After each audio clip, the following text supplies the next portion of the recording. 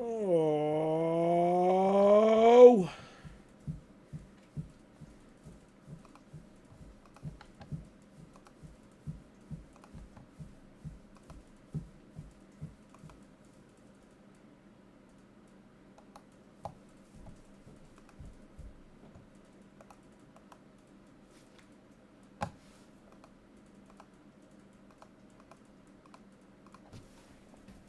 And now my headphones don't want to work.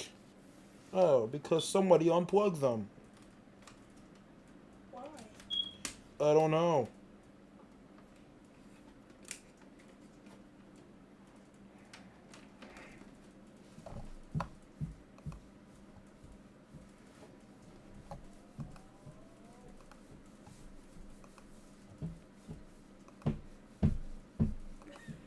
I have the tank stick.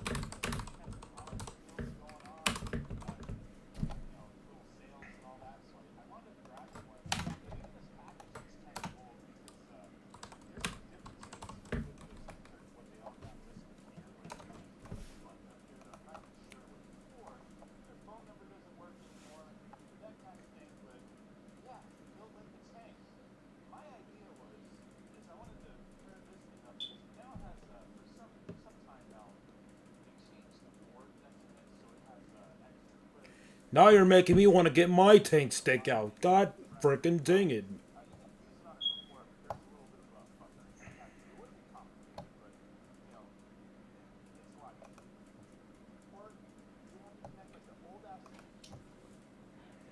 Oh, tissue, tissue, tissue, tissue, tissue, tissue, tissue, tissue, tissue, Where's my tank stick at? tissue.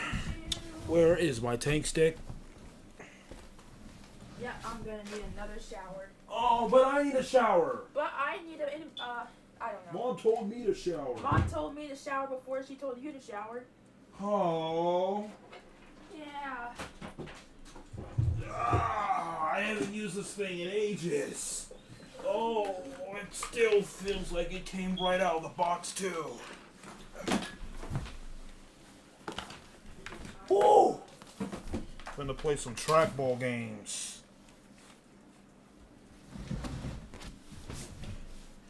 Whew. There it is. Here's my tank stick. Here's my tank stick, my gamers. I have officially got my tank stick. Yup. This thing is huge. This is the biggest stick I have. I have the Neo Geo stick. I have the freaking what's it called? The Real Arcade Stick Pro, which is getting old, unfortunately. And I have the X Arcade Tank Stick. This is the biggest one I have. This is probably the biggest one I'll ever get. Let me just untangle this because I don't want it to get everywhere. I bet you haven't seen this in a while. Ooh. This. Oh yeah. With real, actual arcade controls. I tried playing this with Marble Madness 2. It's weird. It's very weird. It doesn't play like it would on a controller. It plays totally different from a controller, which is really making me question if that's what everyone's talking about. Because the XRK Tank Stick uses an 8-way joystick. And Marble Madness 2 also uses an 8-way joystick. Now, I don't know how different the Atari joystick is from the XRK joystick, but hopefully they optimized it to make it somewhat playable. Hopefully those people just suck, okay? Hopefully those people just suck.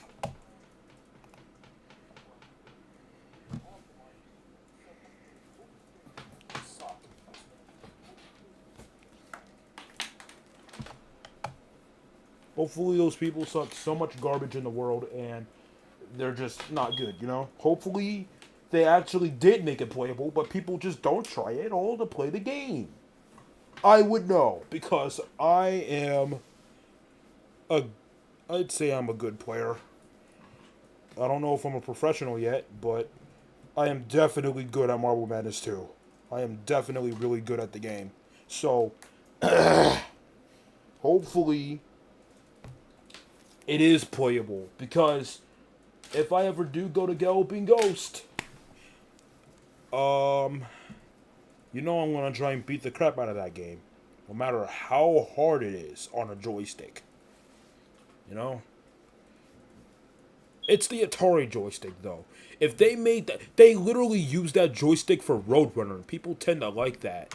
People tend to be good at Roadrunner. And Roadrunner uses the same joystick as Marble Madness 2, so yeah, I think it'd be playable. If people could play games like Gauntlet, 720 Degrees, Roadrunner, Indiana Jones with that joystick, then people can definitely play Marble Madness 2 with that joystick.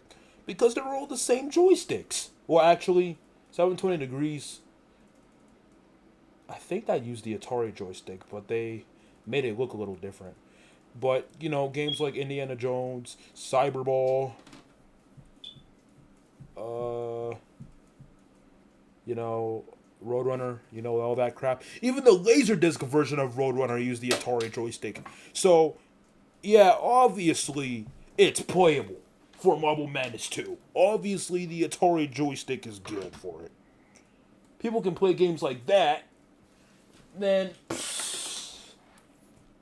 piece of cake for Marble Madness 2. Someone actually beat it a year ago. Though he didn't upload the footage, he claimed that beat it with the actual hardware, you know? So, yeah. You know? Maybe they're just using the wrong joystick, you know? Yeah, like I said, they probably just suck. They probably don't even know how to play Marble Madness, you know? But I think it's going to be good. When I go to Galloping Ghost to play that game, I truly believe that I'm going to beat the crap out of it like I would on the PC or the iPad or the phone, you know? I truly believe I'm still going to get the max out. I may not get all the hidden flags. That's something I may not be able to do. But definitely get all the main flags. And definitely get the max out.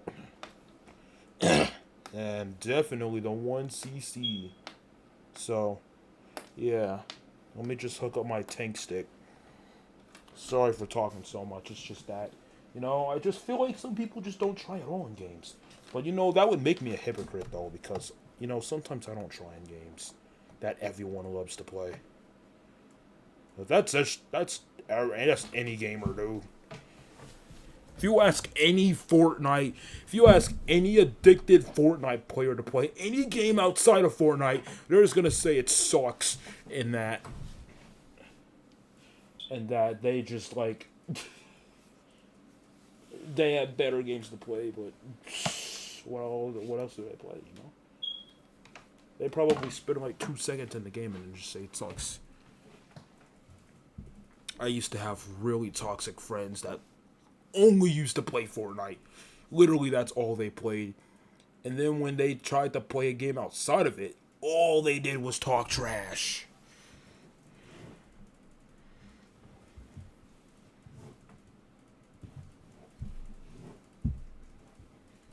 I would say kind of the same way with Smash, but there are some people in that community that are willing to try their games.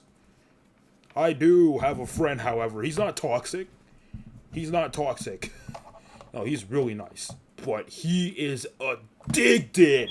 I mean, he is the most addicted person I know to play Smash every single day of his life. I mean, I have a friend who's really addicted to that game. I didn't even know that was possible. I mean, you play 2 matches of that game, and it's like, what's the point? Yeah, I have a friend who's very addicted to Super Smash Brothers. Yeah. Like, he is literally the definition of addicted to that game. I ain't ever seen someone so addicted to that game. I mean, I know one other person who's also addicted to that game, but he's not as addicted as one of my other friends. But you know, yeah, I don't know, man. All right, I got the stick though, so dang, this thing is huge. This thing's bigger than I remember it. The trackball still works perfectly fine. And honestly, I don't feel like grabbing my window capture, so I'm just going to have my display capture on instead.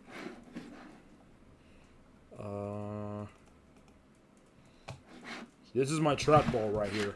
My trackball is a mouse, so I'm moving it with the mouse.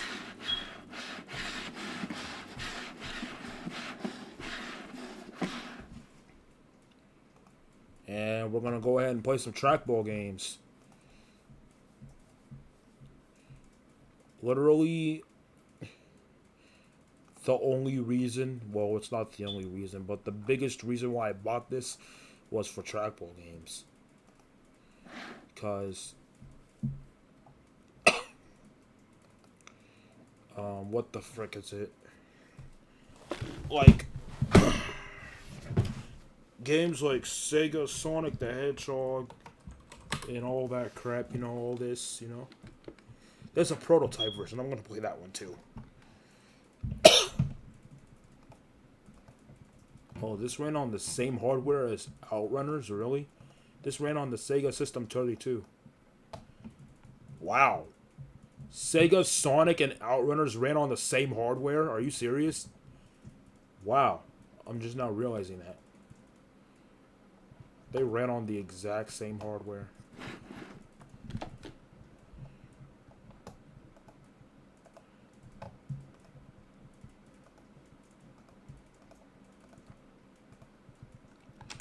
I believe my controls are already set, yeah. Okay, the trackball doesn't freaking work though.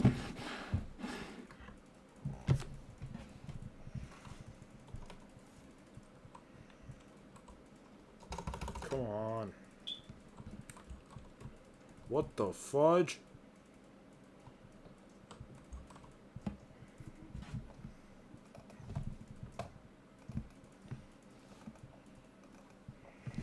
Oh, that's why.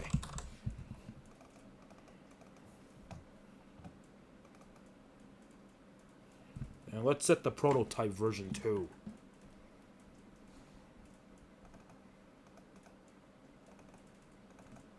Oh, it was already set. Okay.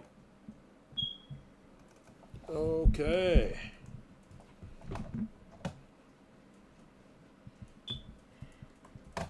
Here it is.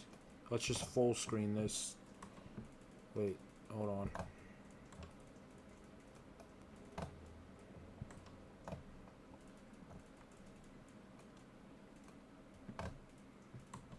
Let me just full screen. Yeah, that's fun to do, man.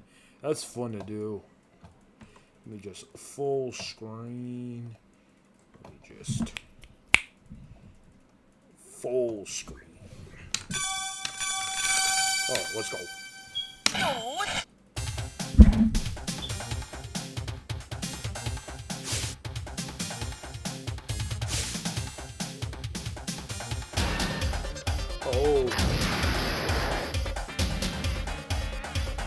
I'm playing this with a trackball, by the way, my gamers.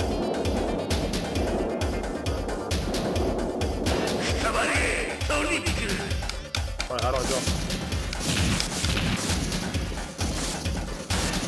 Come on.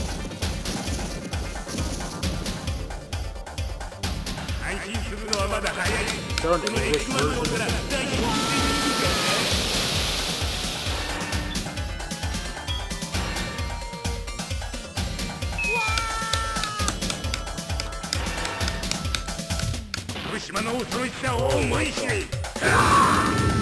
Oh, run.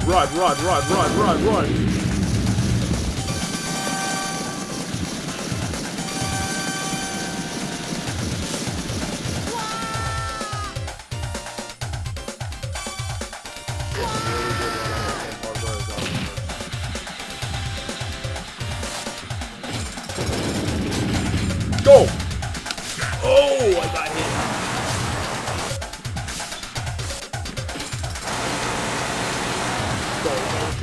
Go.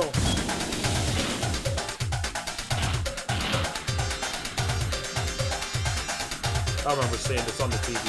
You know, half the games I played, I sold. Oh!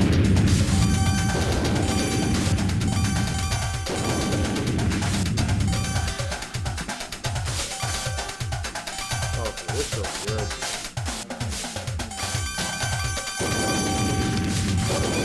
Oh!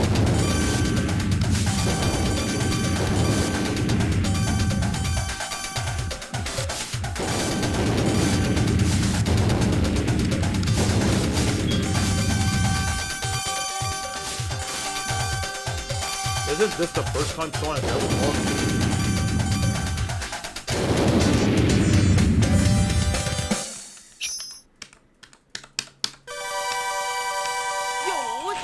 Yeah!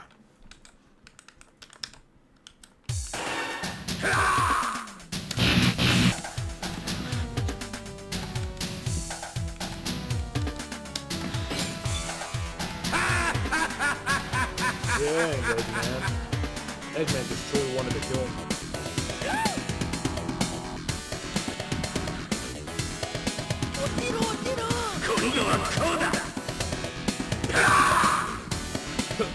What the frick? Oh! Oh. What the?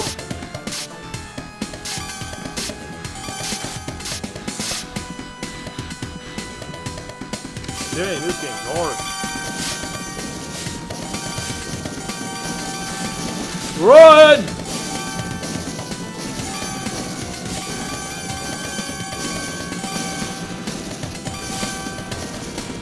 Oh, I can just run into it?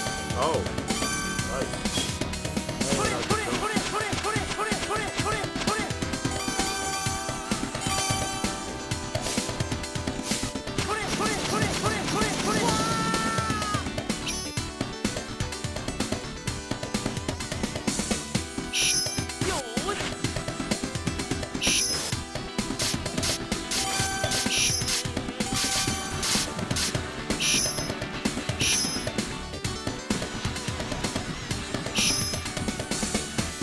God damn.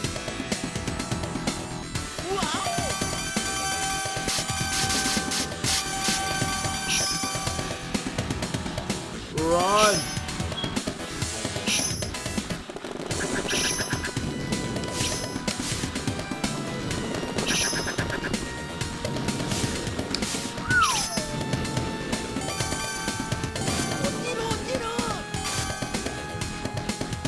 Oh man. Dang, all over the music.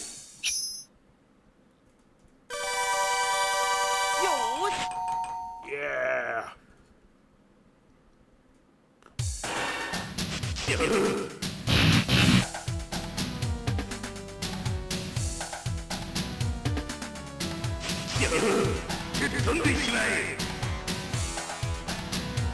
What the frick? Oh, this is my favorite song in the game.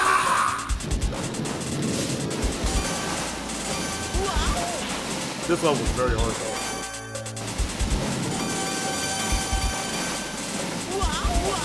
Oh, this game is hard.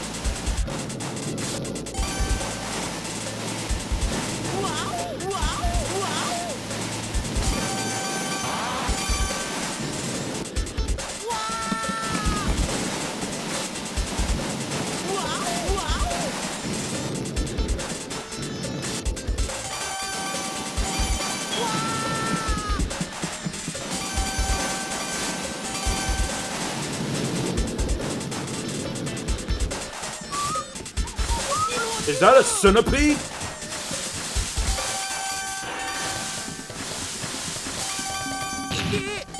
What the? Alright, I gotta run.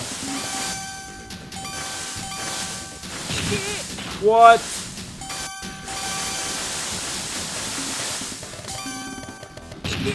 Come on, bro.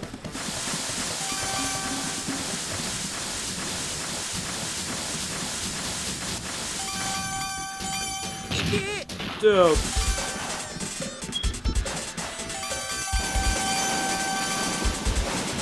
Run, run, run! Oh, I'm out of here.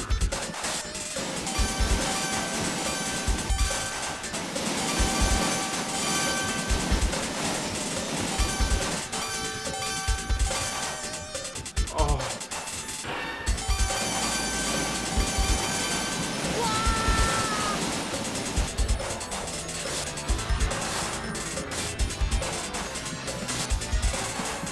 Ah! Run! Oh. This is, dude, Eggman just wants to kill, dude.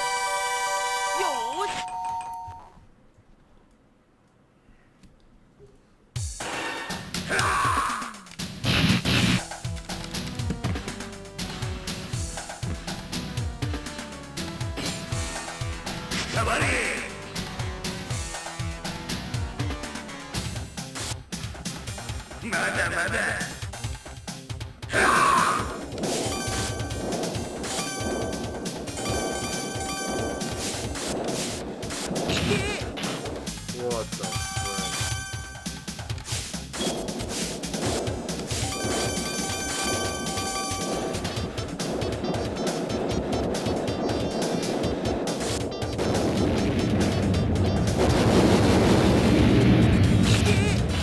Oh.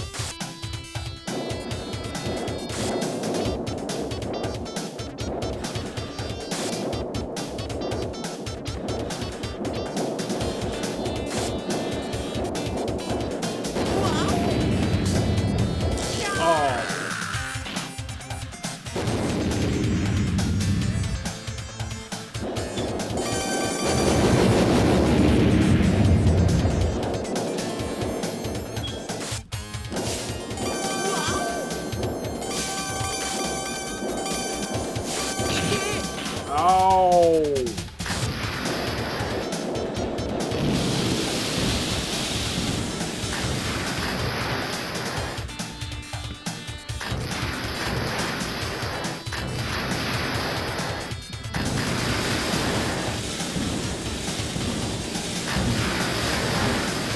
Dang, Eggman! Eggman grew really tired of Sonic.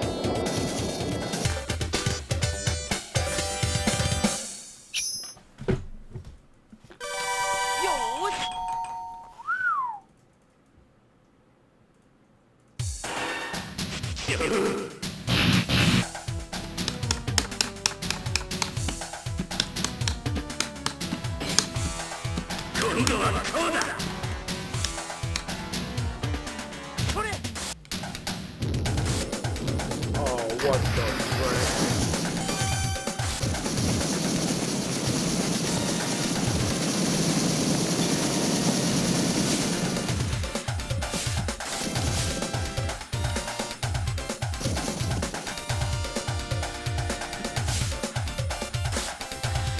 Oh.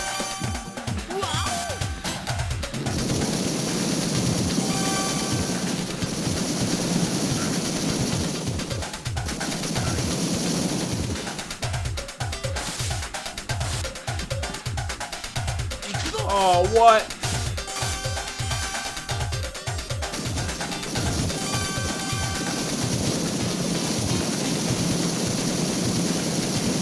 Whoa! Oh, my arm hurts. Are those fireballs?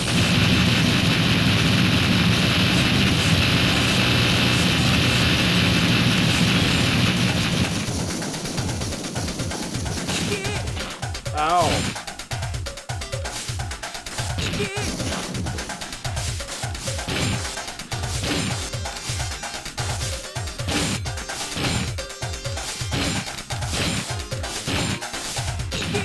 Oh. Got him.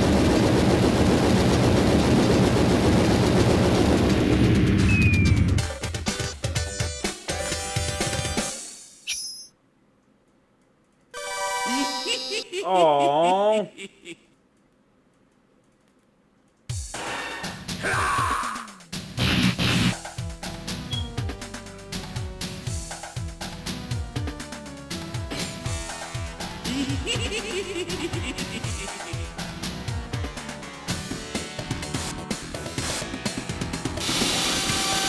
God dang, right. What? Am I underwater?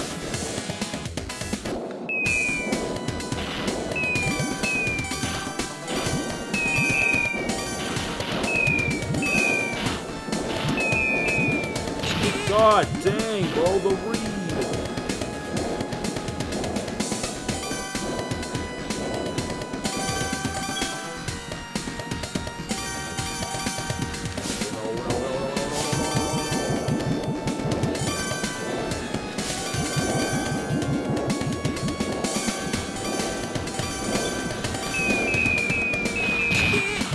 Oh my god, dude.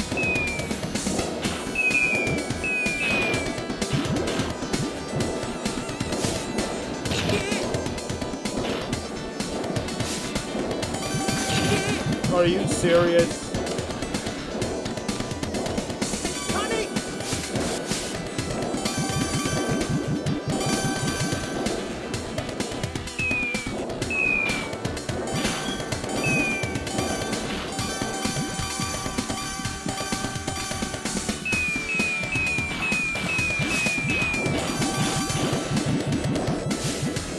Go! What the fudge?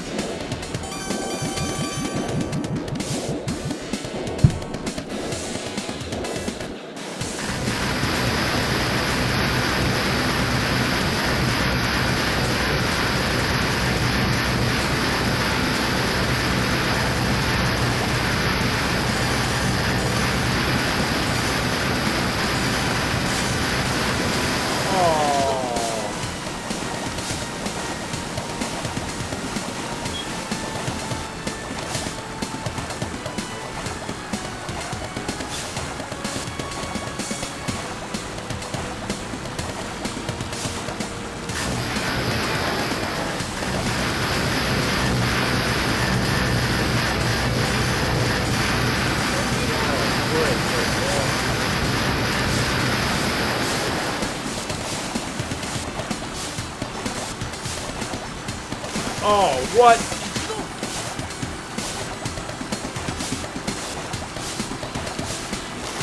How did I fall from that? What? I jumped on the platform.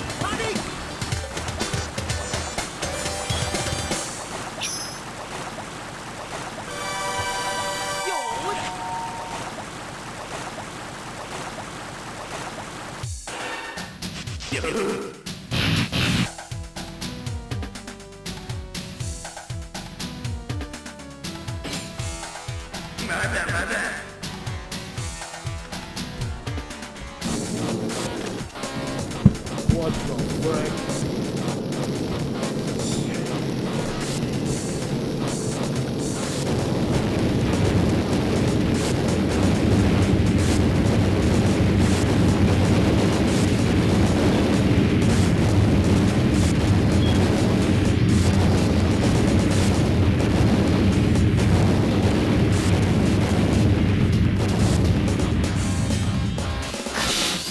What?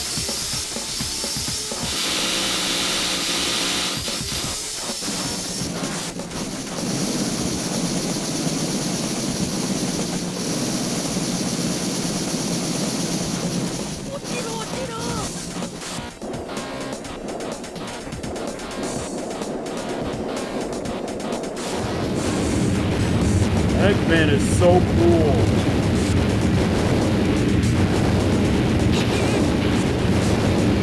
How do I get out?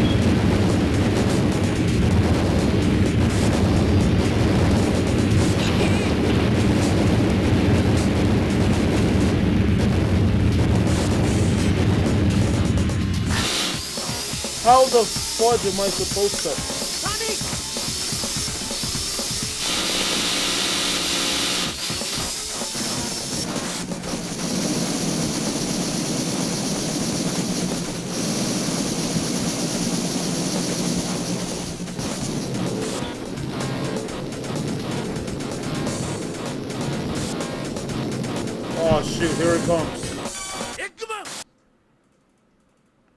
これで最後だ。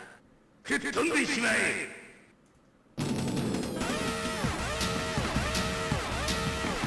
Go, go, go, go, go, go, go, go! Go!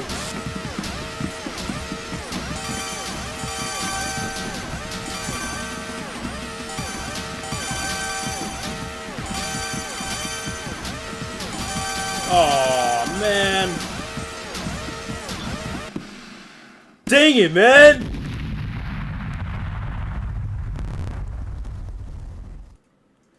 Dude, the only reason why I lost is because my tripod decided to flip me over.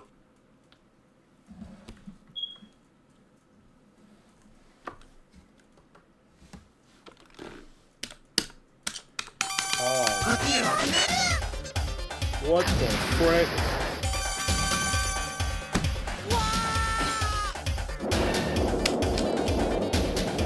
Okay. Oh.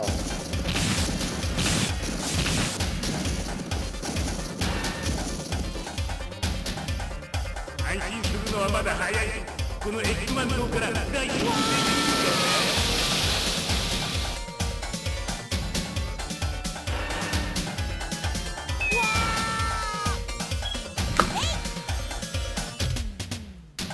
この島の恐ろしさを思い知れ。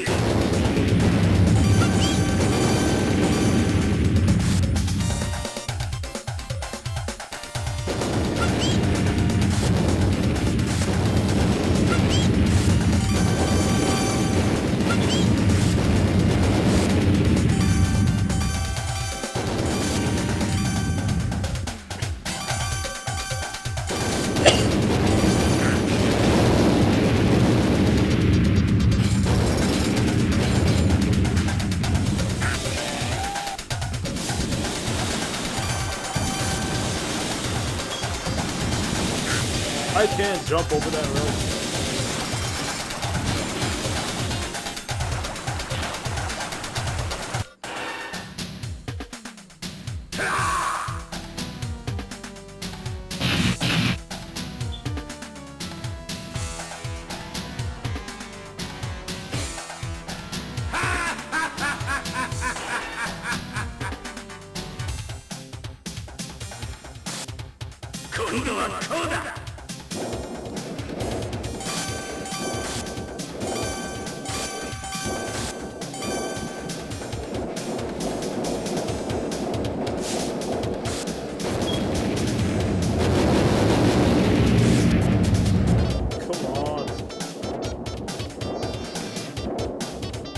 Wait, I thought this level was wicked.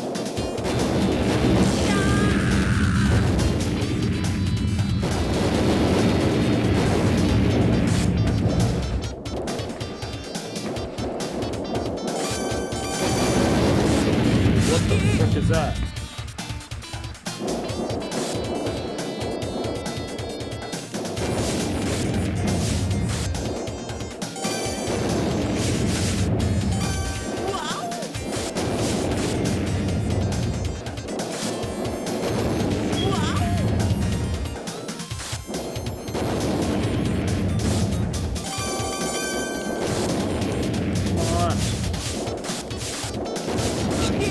Out of there.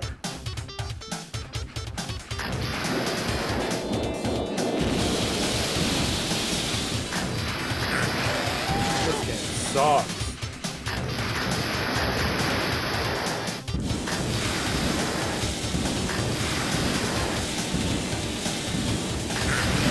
What?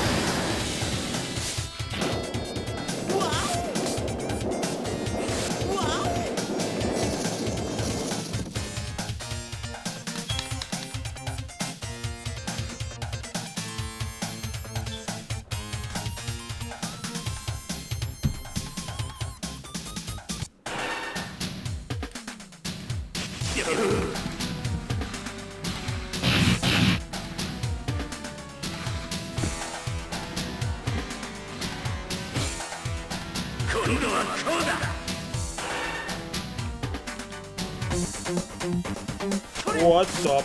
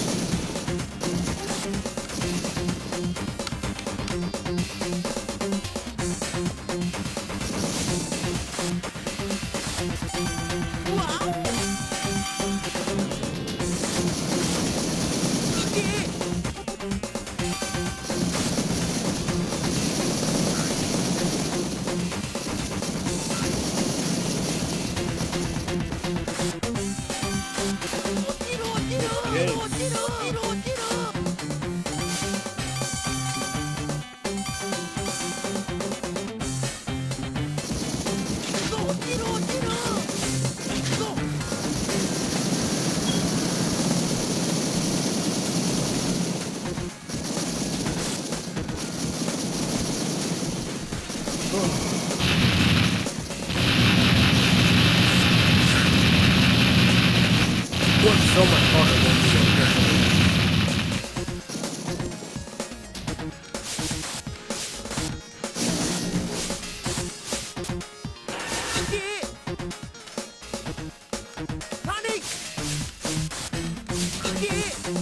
What?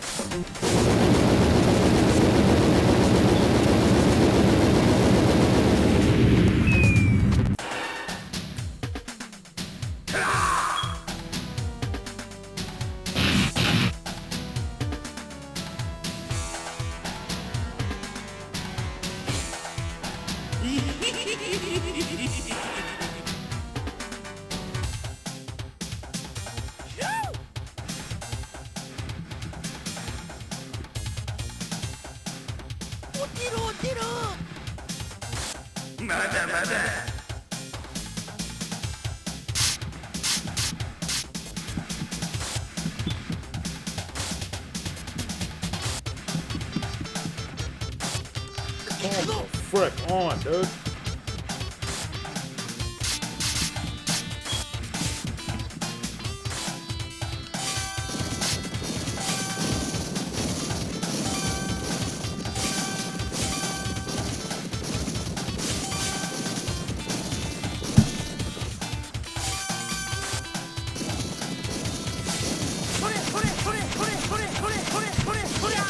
What?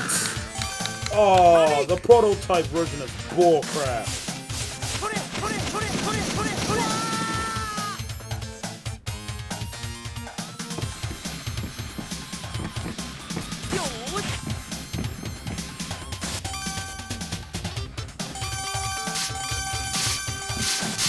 Hey man, come on now.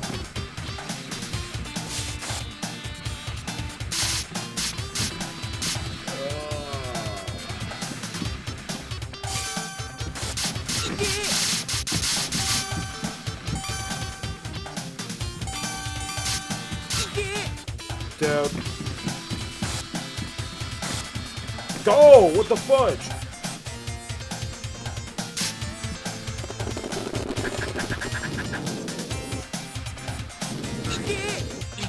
Alright, bro. I don't like the prototype version. I like the actual, I like the real deal.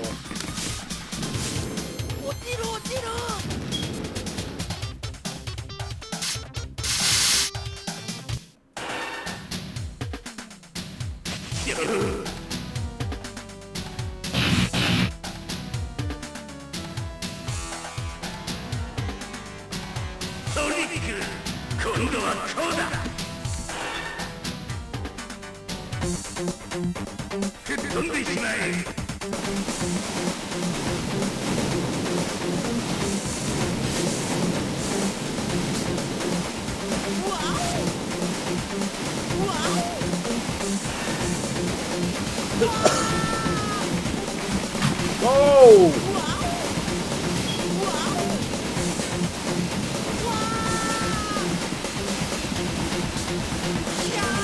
This game sucks.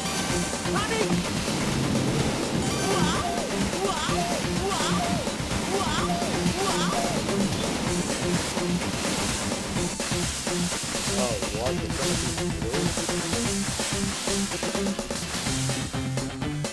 Alright. Okay, dude. Alright. Are you freaking serious, Ray? You're gonna get us both killed. Please just die. What is that? That's not in the official game. What is that stuff? That killed me in one hit. That's literally a one hit.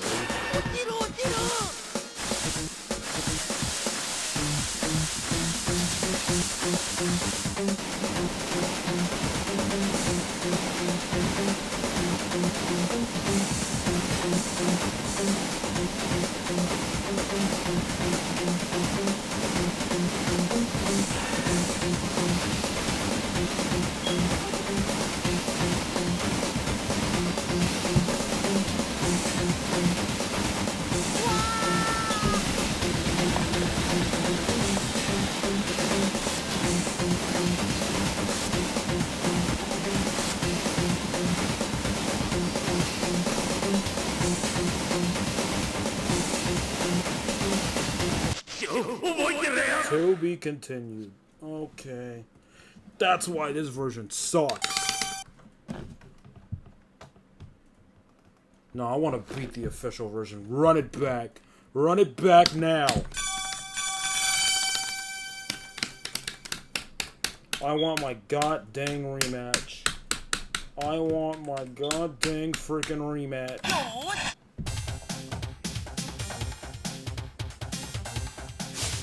I want my rematch. Run it back. Run it back now.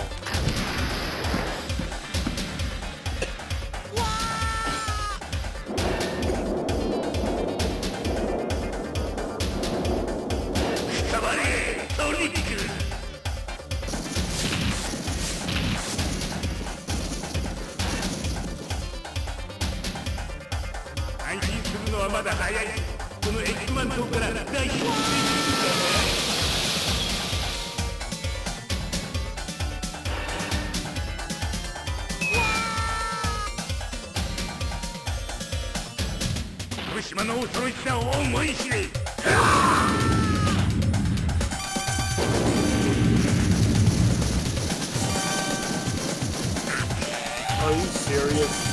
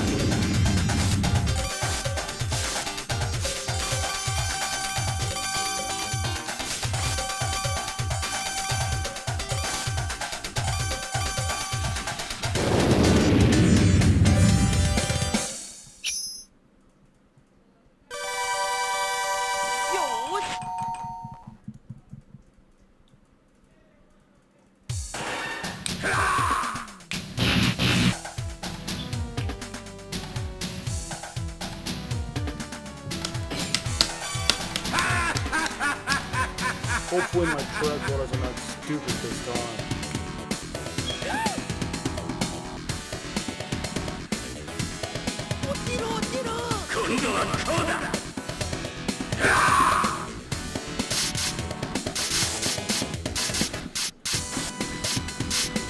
Run! Run! Literally run, retard!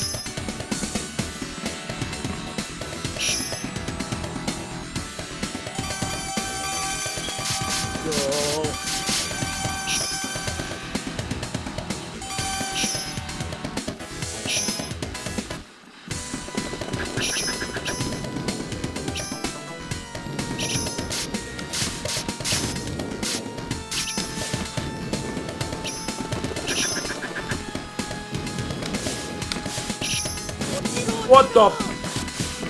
How'd I end back up there? That's bull crap, man. That was tons of health straight down the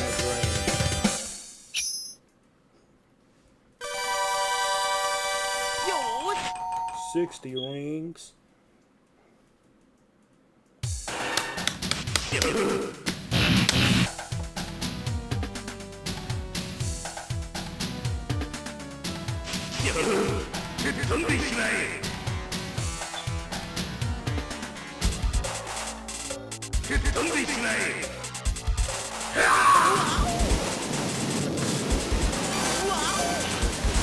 Weird.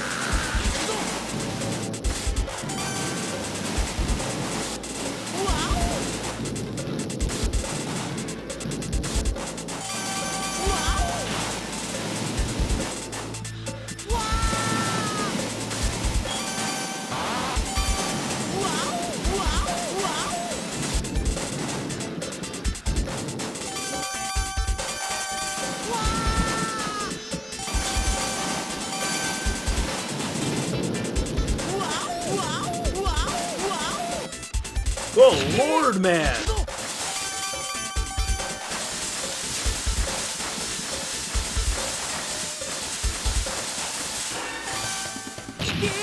Why? I can't even get through that.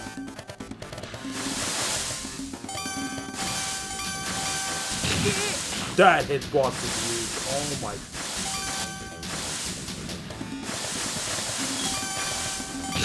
This game sucks.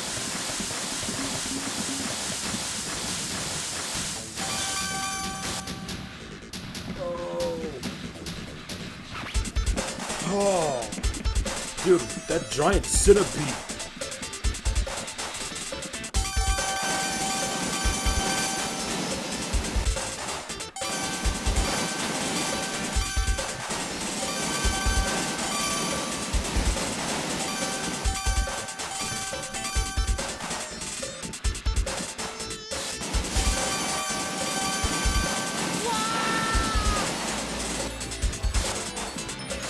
Come on, what the frick are you doing?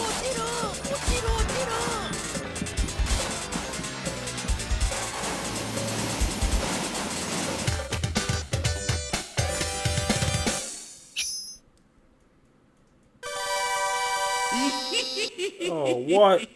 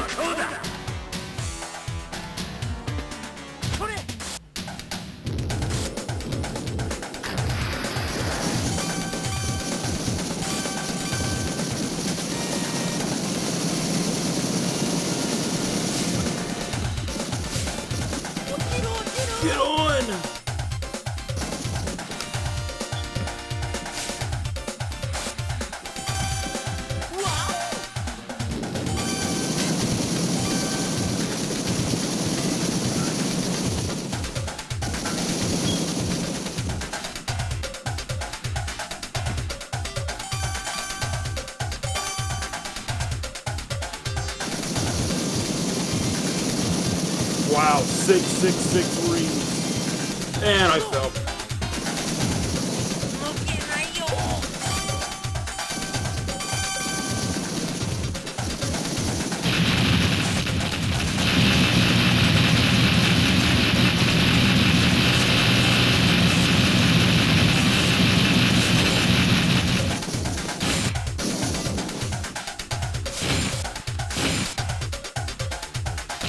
Oh, what? Come on, dude.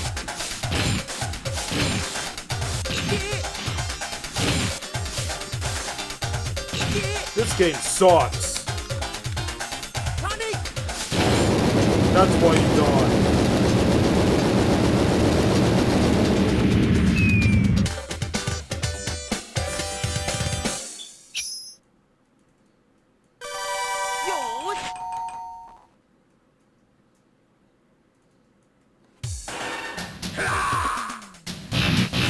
You know what? I'm not risking it. What? Save states are not officially supported for this machine. Are you freaking serious? This game sucks so much to the point where you can't even save state. I'm joking. It doesn't actually suck, but it sucks. Wait, can you get 1,000 views in this game?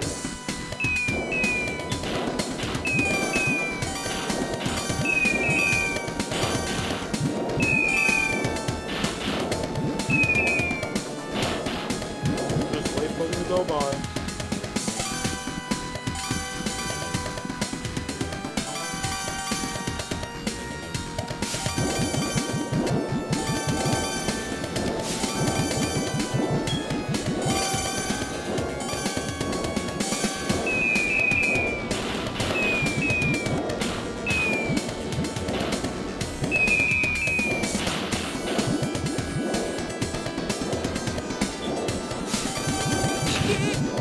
What?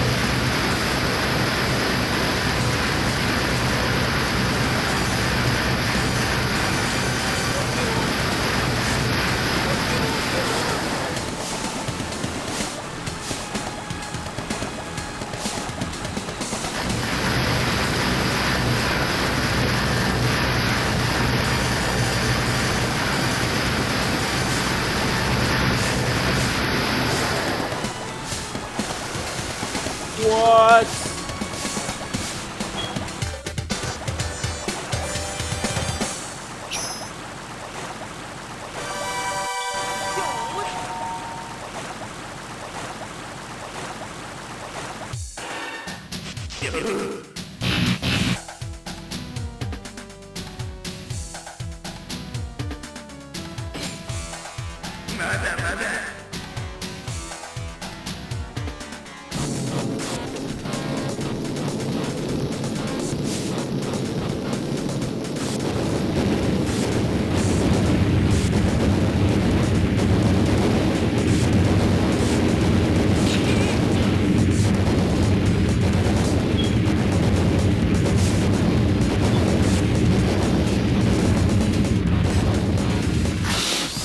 What do you do against that?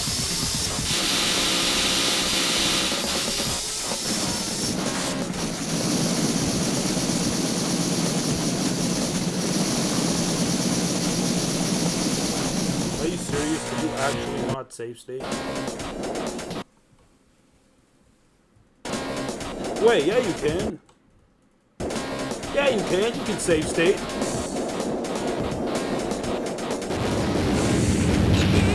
Ow! You didn't save state.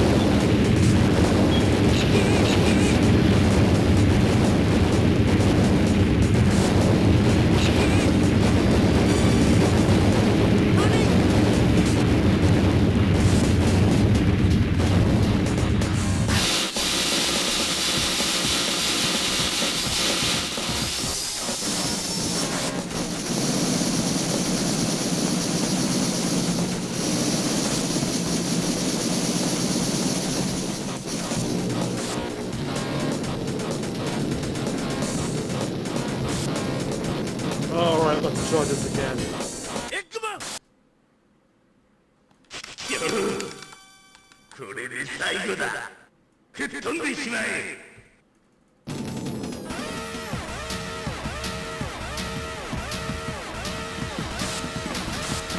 See, what is that? Why does it fling me? Why does it freaking fling me, dude? What is that? Why is my trackball being so weird? Every time I turn, it flings me. Literally, every time I turn, it flings me. Every time I do a light turn, it'll fling me. That's so bullcrap.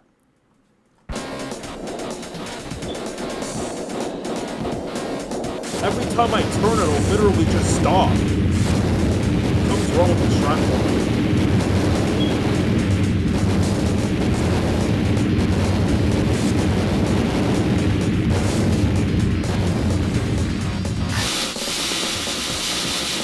There is literally something wrong with this trackball.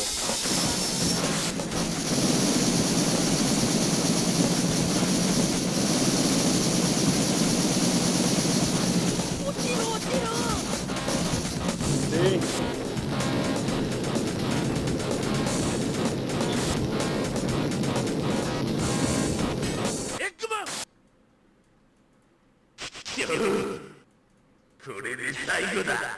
Let's try this again. Hopefully it doesn't screw me over.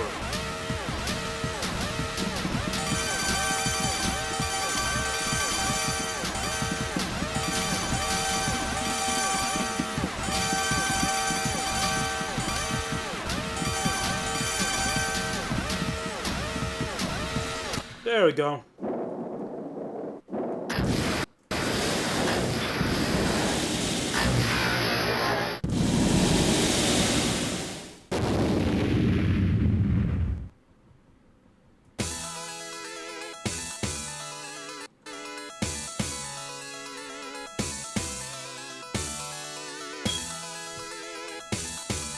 That was so weird.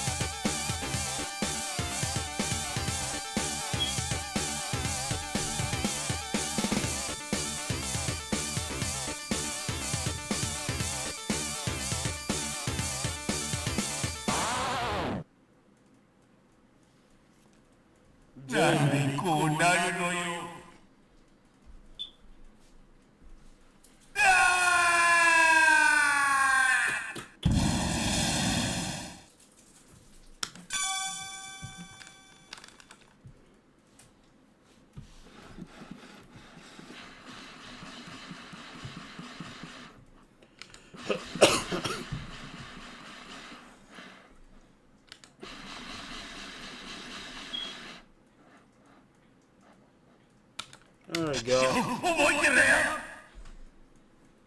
Well, that was something. Oh my goodness, dude.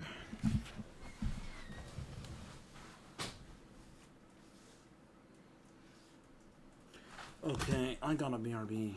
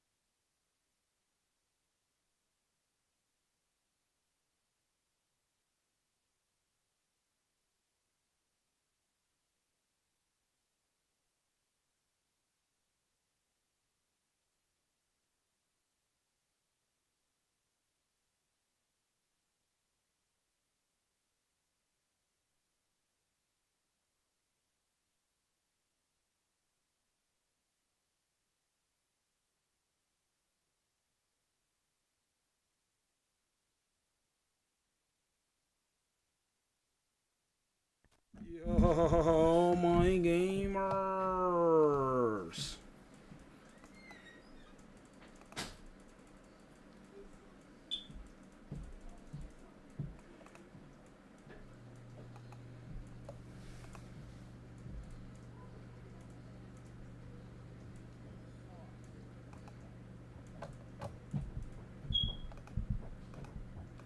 Okay.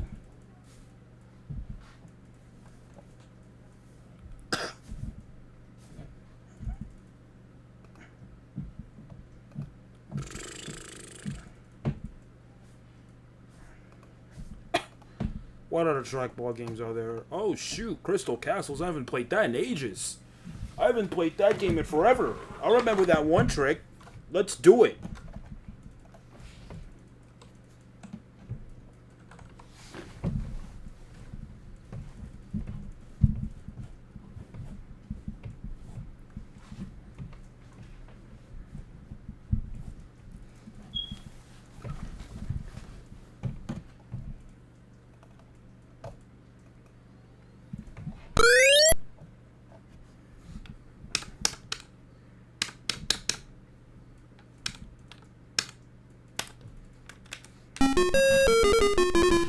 I still remember that one trick.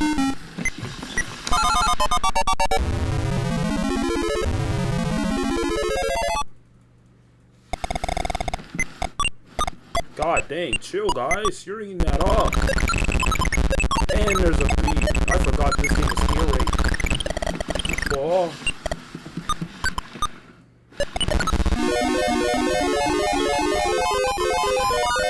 Oh! Oh! I forgot how hard this game was. By Atari! If only it had the bell sound, but it's way too old. Get up! What? How'd he catch me so fast?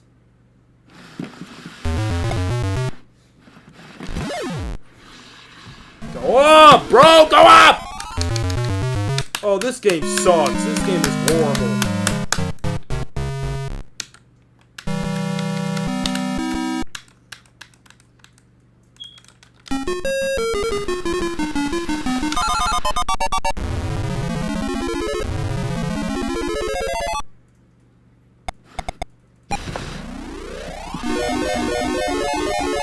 Oh, you can't get me.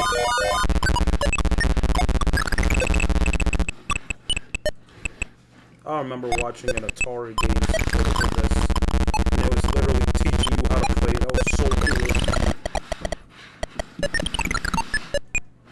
Hey man, leave some crystals for me. Why are you eating the crystals?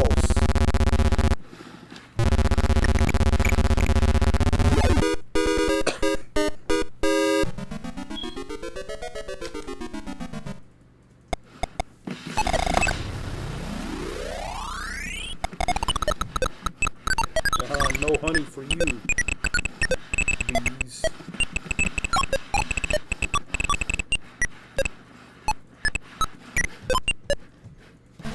What? I moved! This game sucks so badly.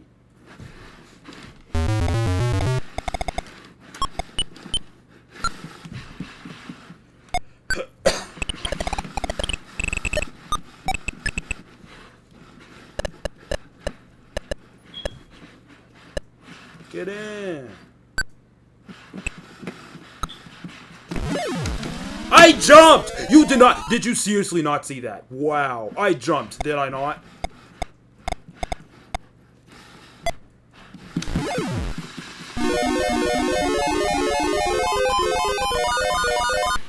What? Why can't I go over there? I couldn't go over there. Are you serious? This game is the worst. This game is garbage. This game is literally the definition of doo-doo. This game is literally the definition of number 2. This game is literally diarrhea. Okay.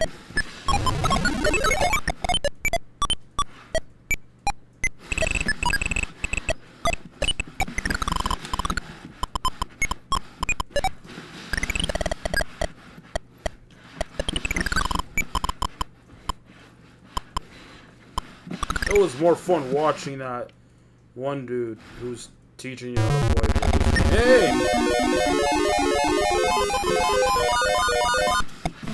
When this game sucks so badly that they don't even have to touch you to kill you. He was literally behind me. How did he kill me? Wait, where's my... Oh.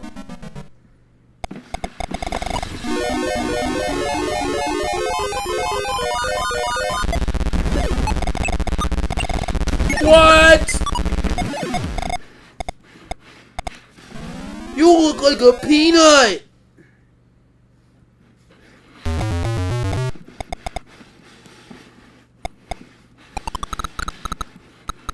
No!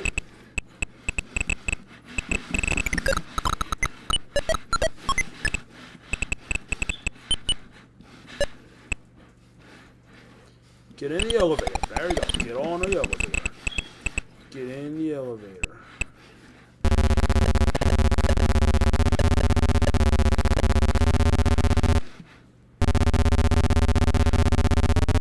Come on, man.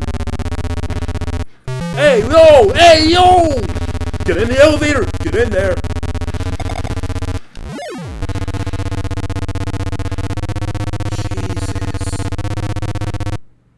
People are so hungry for a kill! Alright, I got that.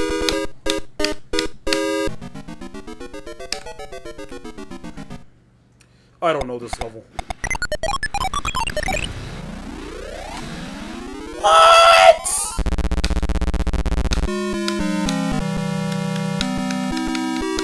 You're so quick to die in this game.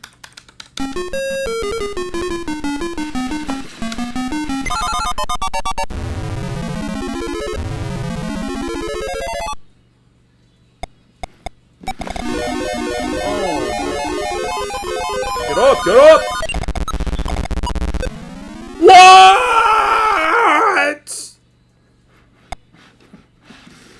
Get in the elevator. Get in the elevator.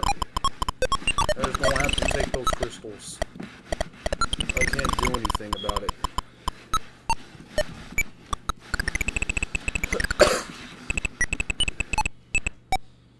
Yeah, just let him eat them up.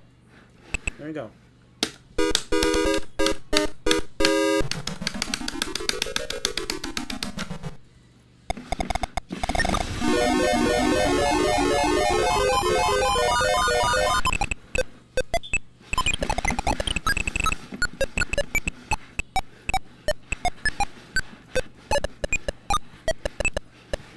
Crystal castles. Whoa. Or is it just Crystal Castle? Oh no, it's Crystal Castles. So they're in a castle.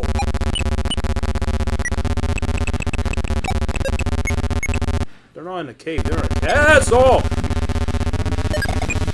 Ah! You can't spawn. You cannot spawn that. Haha, you guys can't get over here. Only I can. Wait, where's the last crystal at? Oh, he was hiding it. Wow, when the AI goes big brain. What? Screw that. Oh no.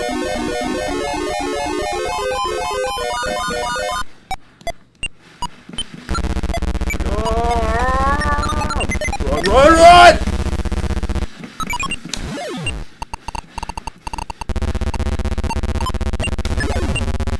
What? How did he catch up so fast?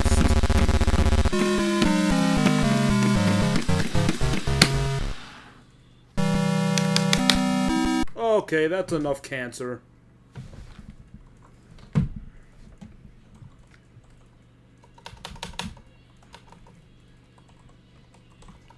No.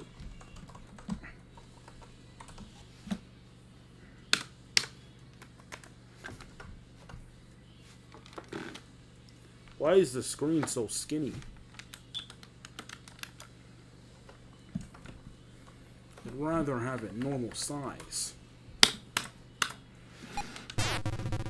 Oh, whoa! The sensitivity of this thing is insane. I kind of like that. So much better than Crystal Castle. God, I can actually move.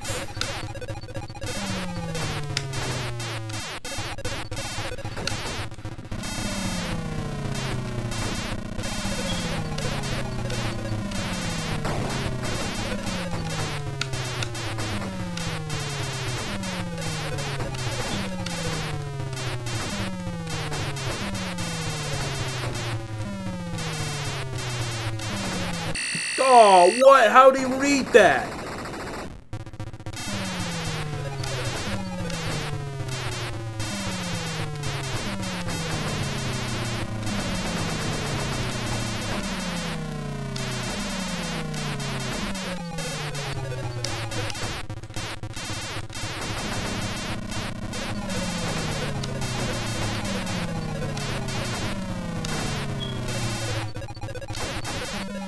Oh!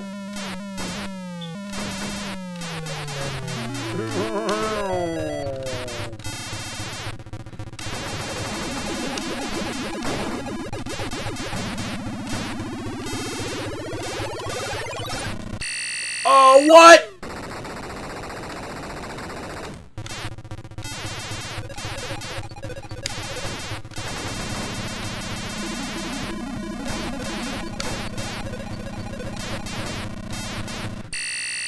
Dude, what are these hard ass reads, dude? What are these hard big brain reads? Oh, this is just a warm up, man. There's a lot more to come. There's a lot more to come.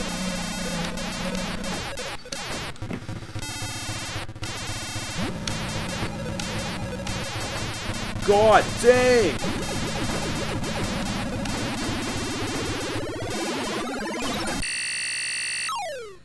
What?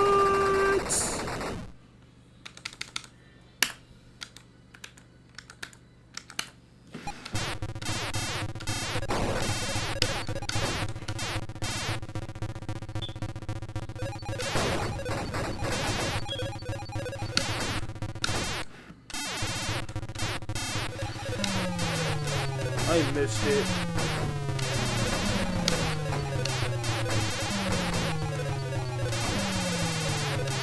Get.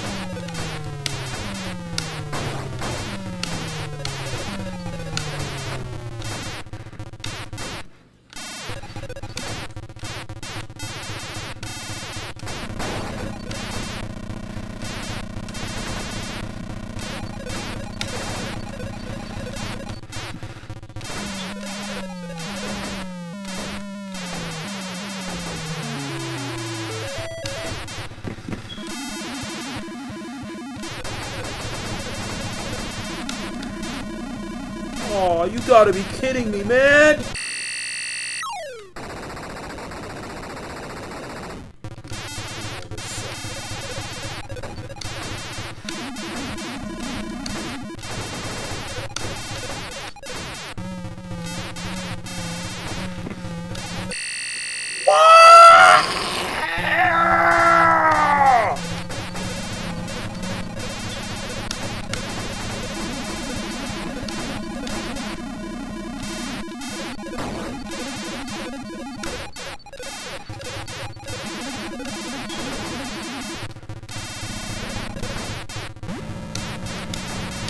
No! Oh, no, no, no, no, no, no, no, no, no, no, no!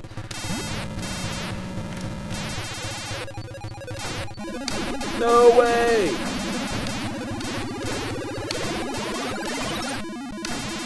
Oh man, I really wanted to kill that. Oh!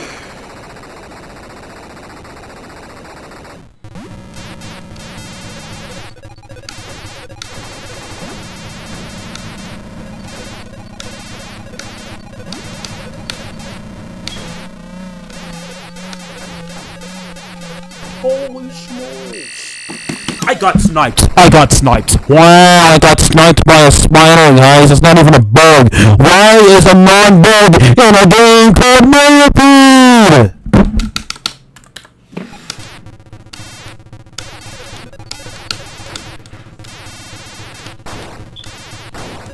Oh, this autistic, retarded game.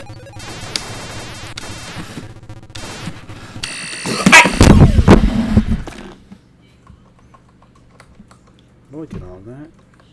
How do I get out of that?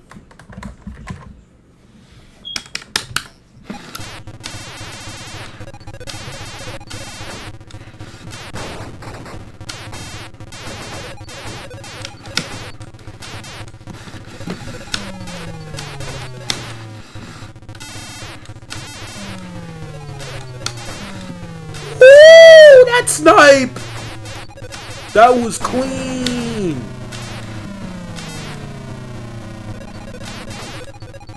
Come on, guys. There we go. Got them all in one shot. God dang, that's the soul! The soul is real! The soul is real! Freaking salty, bro! Wow, I had a whole freaking army towards my freaking guy! Oh, I got jumps. Ah, I'm getting fast!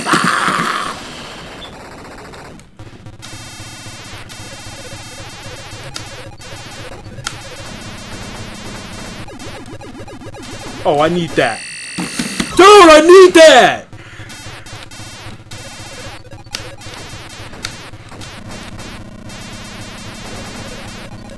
So this game sucks, how about you?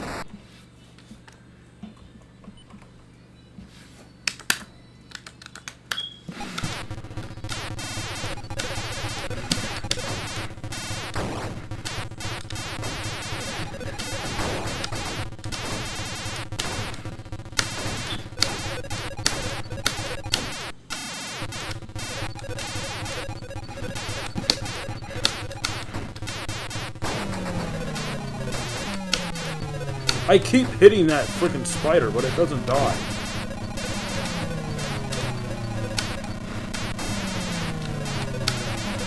Okay.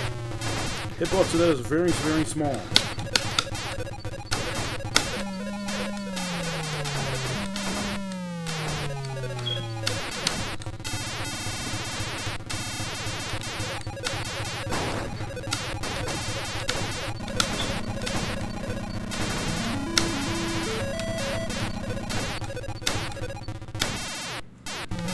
I almost died there. X life. 45,000, so.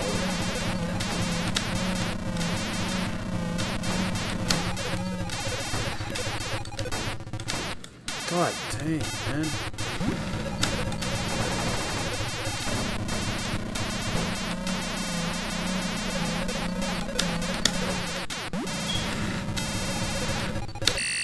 Dude, what? That went through him. That went right through him, dude.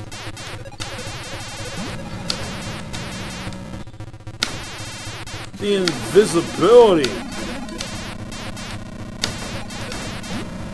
I guess the spiders don't have to play fair, man.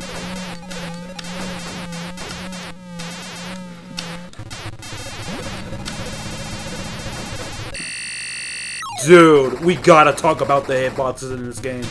We gotta talk about how unfair the hitboxes are. Alright?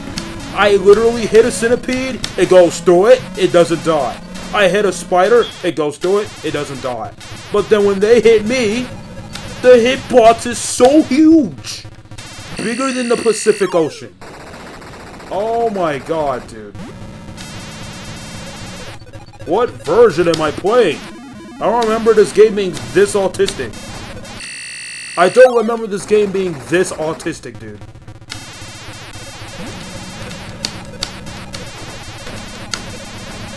I must be playing a hard version.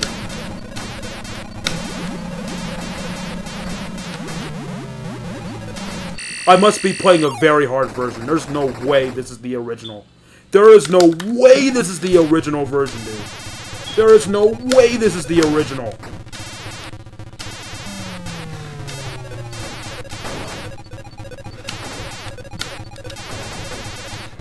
So far, every trackball game I've played has given me cancer. I know the cure for cancer. That's a really good attorney. Dude! They cornered me? Are you serious? I got cornered? Are you... The reads in this game are insane.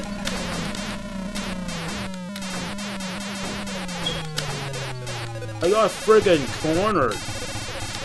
There's a lot of frickin' autism in this game.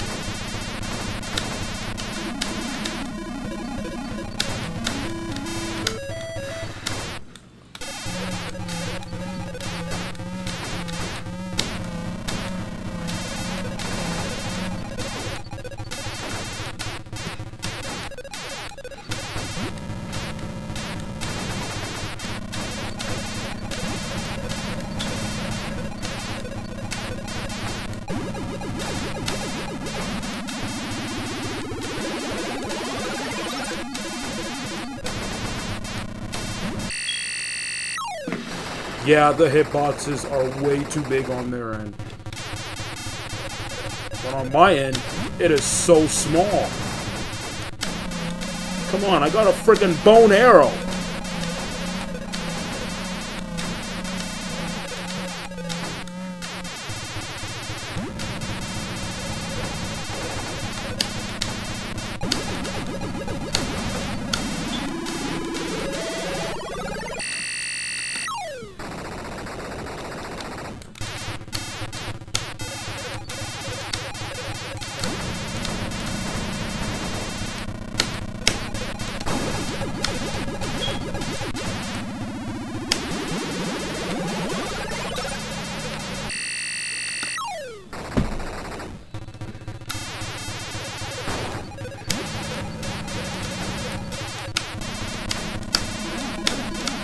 This autistic game. Oh my. Okay. Alright. Okay. Alright. Okay, Buster.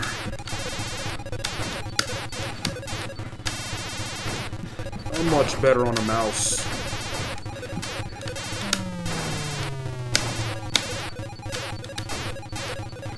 And I'm dead. This game is really bad on trackball. I'm not gonna lie. This game does not play the same as it would on the mouse.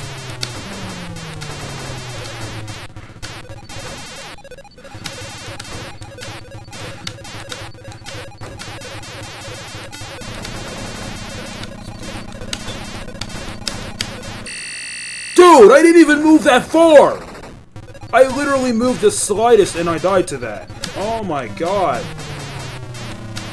I should stop playing this game before my brain explodes.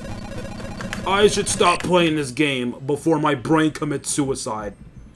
There any other games that are actually good? Are there any other trackball games that are actually good?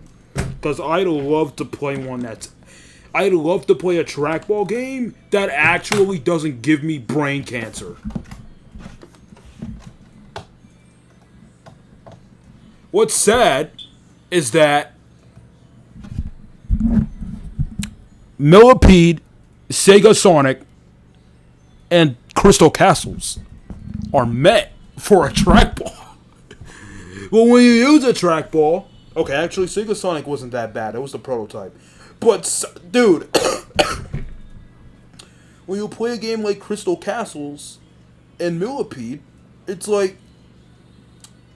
you're forced to use a mouse. Because when you play with a trackball, it's like, it's weird. Because it feels like the game is 1,000 times harder.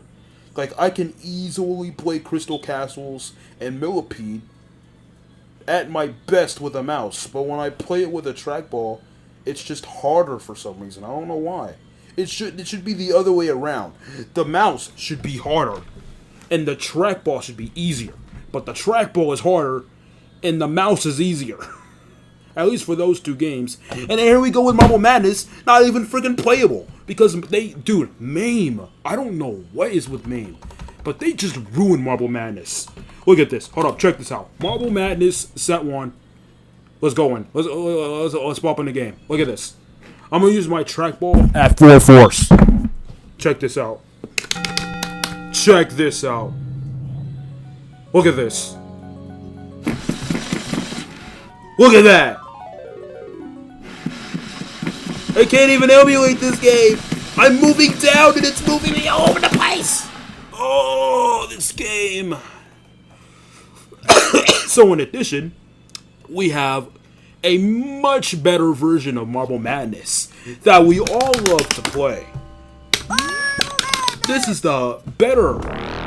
This is the alternative version, but it is so much better than the first game that it makes the first game look stupid. And not only that, but it feels weird when you go back to that game, and when you play this game, you're glued because this game is just amazing. It's just everything to love about this game. This game is the best there is. Alright, this game right here is a masterpiece. This is a legend. This came straight from heaven. Alright? Atari is just, they did amazing. This is the best game they've ever made. Right here. This game right here is the best game they've ever made, and nothing, absolutely nothing, not even the Laserdisc version of Roadrunner can change my mind. Because this game is awesome. So much better than this. I don't know, ew, what is this? What is this, bro? What is this? This 6th level having touch game? No, this is the one. This is the masterpiece right here. This right here is legendary. And the fact that Atari didn't release it, they didn't release the best game they've ever made, it's just so sad, you know? It makes me cry. And we had to wait 30 plus years to actually play it.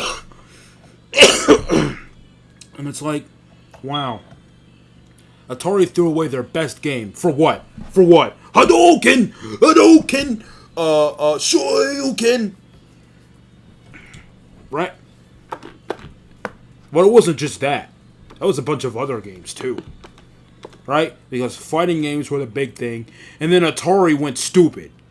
Atari went very stupid. See, when they pushed this game aside, they decided, hey, let's make a terrible fighting game. Let's have zero experience with fighting games and release a game called Guardians of the Hood. I don't know why we went brain dead and decided to release a game. Look at how bad this game is, dude. This game is horrible. I've played it. It is the worst fighting game you could possibly play. This is as cancerous as Cyberstorm, okay? This game is Pit Fighter and Danger Express on cocaine. Alright? I don't even know what this is. This is just, I'm not even gonna play it because it's literally the definition of retardism. This game is bad. This is what we don't want. This game right here is what Atari should have canceled instead of this game. Wait. Instead of this game. This game should have been the one released. Not Guardians. I don't even like to say it, dude. That's how bad and disgusting it is. But yeah. Right? Because I don't know, dude. Let's see. What if I get rid of the configuration file for Marble Madness? Also, who... Oh, shoot. Is that PK Toasty? Wow, I haven't seen him in ages. I'm surprised he even knows I have a channel. How's it going, man? Alright, let's delete that config file and start fresh. Fix the game.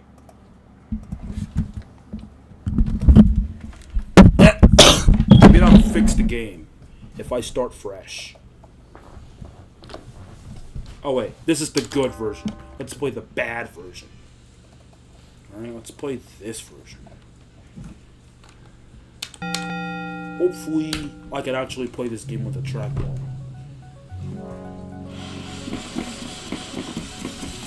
Look at how bad it is! What if I dibble and dabble with the sensitivity? Dip switches, no. Settings, input. Increase sensitivity. Let's put that to 60. No, let's put that to 70. Oh my god, bro, this is bad. It doesn't even move. It doesn't even move. I'm using all my force.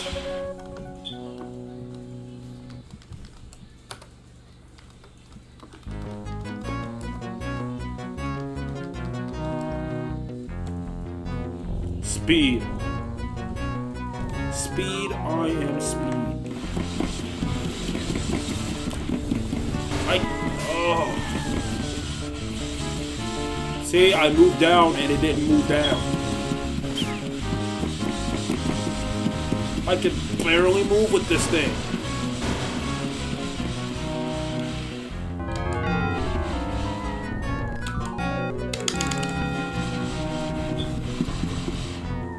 Oh my god. Y'all see why I don't play this. Because MAME ruined it. The game itself isn't even that bad. It's just MAME poorly emulating games. Believe it or not, this game used to play really good. Before I was in high school, back when I was in like intermediate school, right? This game actually played really good. I would do so many runs for this game. I would beat the crap out of it. I would speedrun it, right? But MAME just decided, hey, we're gonna ruin the controls, and they haven't fixed it ever since. It doesn't even play. It's literally unplayable with a controller. Not even changing the sensitivity could help. But that's why we have a much better choice. See, we have the sequel. The sequel is a much better game. In general, the sequel is much better than the first game. By a lot. There's so much more you can do in this game than you can in this game. All you can do with this game is speedrun. In this game, you can actually get points. You can beat enemies. You can speedrun. But you can defeat enemies. You can grind for time. You can pretty much go wherever you want if you're good enough. Because you'll have a lot of time on your hands. There's even pinball stages. They even added bonus stages to this game. Actually, if you guys didn't notice, this game actually had a beta to it. This game had a...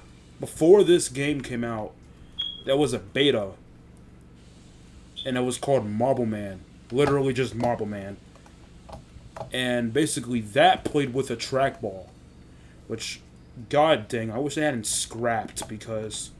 No, it's not that they didn't scrap it, but they completely converted that to this. So, they removed the trackball code as well. They just removed it all. And basically, the marble would actually turn into a buff boy. Every time you reach a level, it had different voice lines. Another thing is that the title screen was different. I heard the pinball stages were different too. And the stages didn't have as much detail as the official version. Now, I'd assume it had the same coin sound, yeah. But also, another thing, on the high score table, the words up top are pink instead of yellow. Oh. And another thing, the selection screens were different. And the power-ups, they were, you'd have to actually catch them. You couldn't just grab them from the friggin' tower thing. After you break the tower, you'd have to actually friggin' catch it or you're screwed. And there was also a bunch of more enemies in the beta version. There were also a lot more flags. God. I'd probably have a better time maxing out the score than I do in this game. What else? Oh yeah, the title screen didn't have any music. It was just there wasn't even any sound in the attractive mode in the beta version. But the official version, right?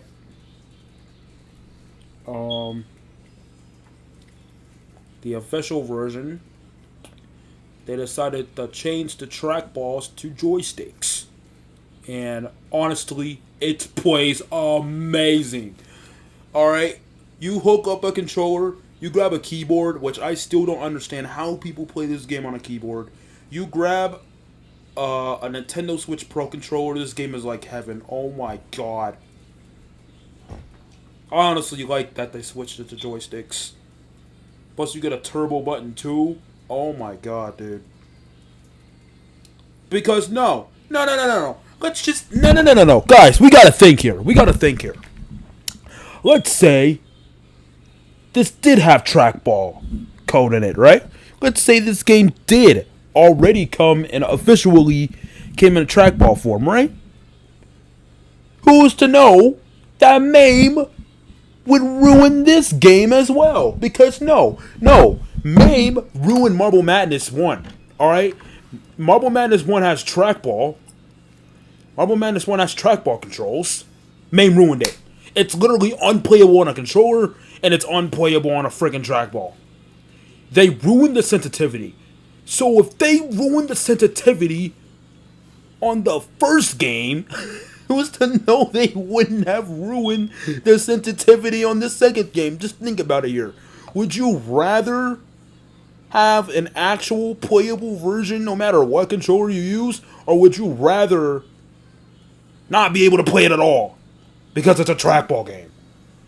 Right? Because, let's just think about it. They would have ruined Marble Madness 2 as well. They would have ruined the controls for that. They haven't fixed it ever since, by the way. They haven't fixed the sensitivity. Not even screwing around with it. You can't screw around with it, too. You're just screwed. This game is unplayable on a controller. If this game is literally unplayable on a controller now, then this game would be unplayable on a controller, too. Because it's literally a sequel. And it literally played the same way. So, let's just be thankful that it wasn't trackball. Let's just be thankful that it doesn't have trackball controls. Because if it did, they would have ruined this game just like they ruined freaking Marble Madness 1. Right? Because MAME is just like that. MAME sucks now. Alright? MAME used to be a really good emulation platform, but now it's just they literally made Marble Madness 1 unplayable. You might as well call it a red ROM. It's not even a green ROM anymore. They ruined the controls. If you were to use like an Xbox controller or a Pro controller or a PlayStation controller, you couldn't even play it because they ruined the controls, right? So they would have done the same thing, and Marble Madness 2 already came with trackball controls, alright? Marble Man, right? Let's say that did come to MAME. Let's say there actually is a Marble Man game to exist out there. It wouldn't even be playable, because they would ruin the controls just like they did with the first game. So, that's fun. It wouldn't even be playable. You'd have to grab an old... Someone would have to freaking grab an old version of MAME and code it in there. They would have to code the game into an older version of MAME. Because if they were to code the game into a new version of MAME, oh, that wouldn't be any good. So, yeah. Now, I did hear that there is a modified version for Marble Madness 2 now.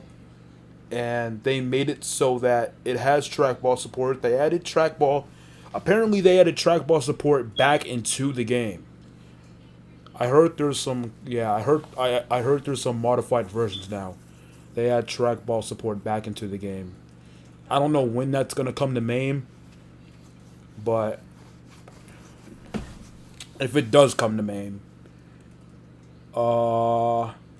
it may just be unplayable because they may just ruin it. They may just ruin the controls. So I wouldn't get your guys. I wouldn't get your hopes up for the modified version of Marble Madness 2 if it ever does come to MAME, right? If the modified trackball support version comes to MAME, I wouldn't get your hopes up because they might ruin the controls. MAME might ruin the controls just like they did with the first game. Now, maybe they actually do have a couple of brain cells, right? Maybe they'd fix that, but I'm not too hyped. I'm not too hyped about the trackball support thing that they're doing. Because I know MAME. MAME is just retarded now. They might screw up that game just like they did with this one. So, I'm not too hyped about it. I'm going to be really honest. Now, what I am hyped about is that they also fixed a lot of bugs in the game. They also fixed, glitches and, I think they fixed hitboxes and all that crap. They said they fixed bugs a lot. So, another thing is that within the game, it's an option. You can play with trackballs or a joystick. So, just in case MAME does ruin the game, you would still be able to switch the joysticks and just play like that. Basically, this ROM would be useless. You wouldn't even have to use this anymore. Once the modified version comes out, you can kiss this ROM goodbye because the modified version has both trackball and joysticks within there. So you wouldn't even have to use this ROM. You could just use the modified ROM. You could just use the modified ROM from now on. You could just play it like that. Because the modified ROM would also have built-in joysticks. Joystick support. Right? You could still play with joysticks if, let's say, trackballs are not for you. You could still play with joysticks because it'd be a setting within the game. So, yeah, that's good to know. Now I'm gonna still be really honest. I don't know when that version is going to come to MAME. It may never come to MAME. But if it does come to MAME, which I believe it's going to happen eventually, then that would be really good. I wouldn't get your hopes up. I would not get your hopes up for the trackball support because it may end up like the first game. It may be unplayable now because, yeah, MAME just decided, hey, we're going to screw it up, right? Obviously, now we just don't know how the trackball works. We don't know how the sensitivity works. We don't know how the rolling and stuff works. We don't know how the speed works. You know, how any of that stuff works. So, we're just going to screw it up like we did with the first one. So, yeah, I wouldn't get your hopes up. Other than that, I am really thirsty. I am going to be right back.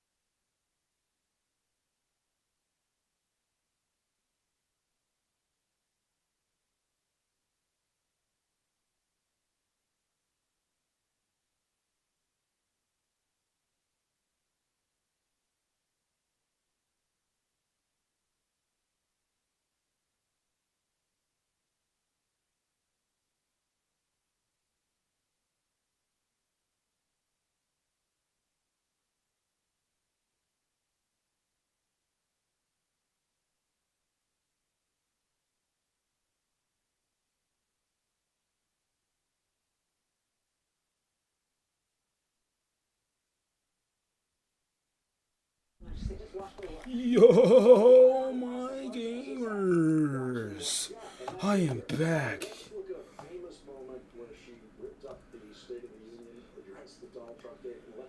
Oh, I'm back, my gamers. I got my water. I got cramp. You know?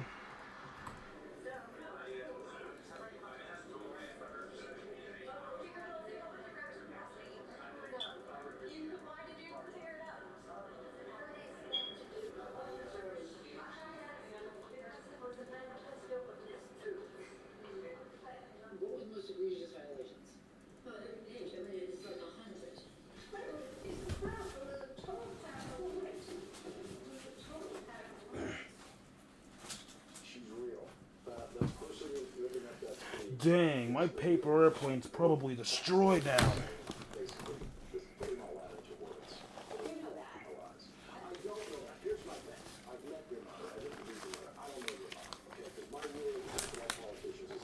Oh man,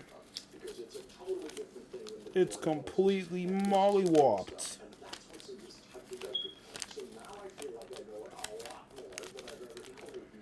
Does it still fly at least? It barely flies. Oh wow. Could always make another. Wow. Could always make another one.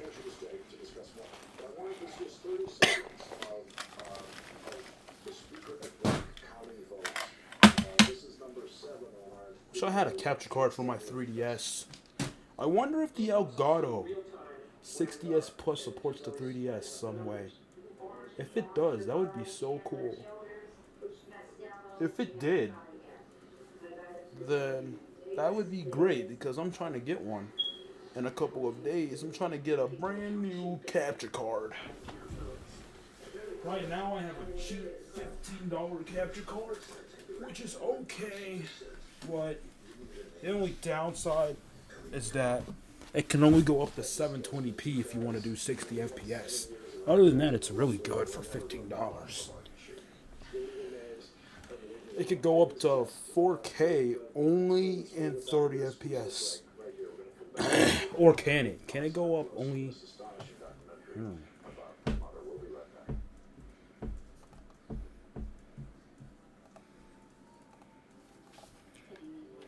It can go up to... Oh shit, I don't think I have my capture card hooked up. Let me hook it up.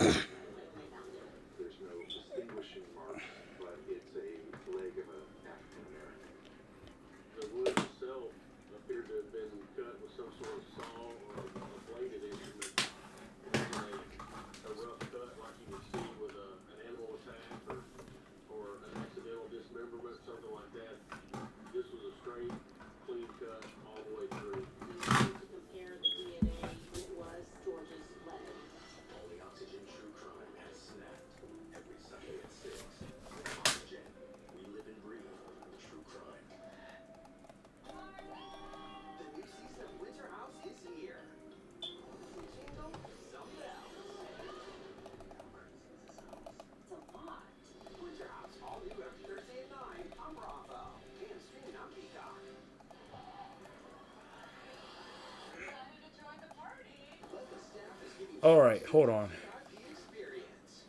Trying to see. Oh, my ear, it itches.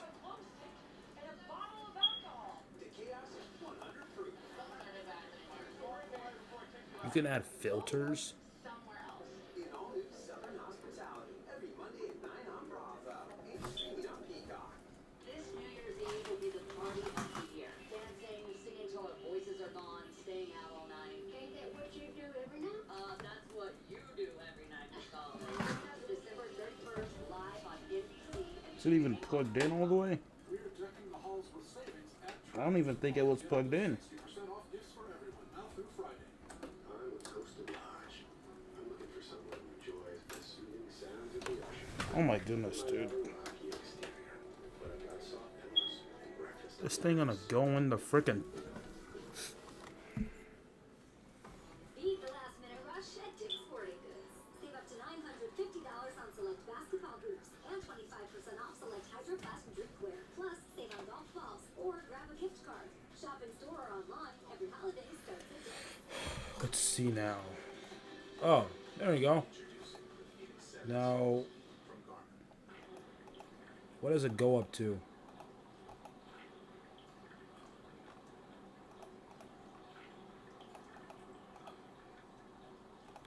It can go up to... Hold on.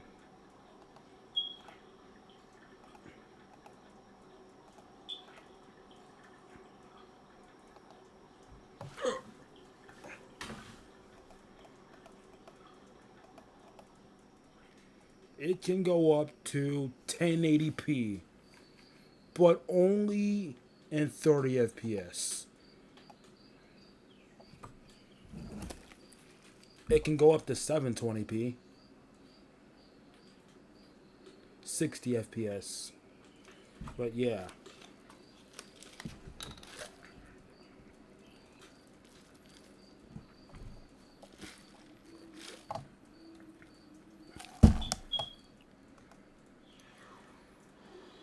Today is the Feast of the Epiphany, January 6th.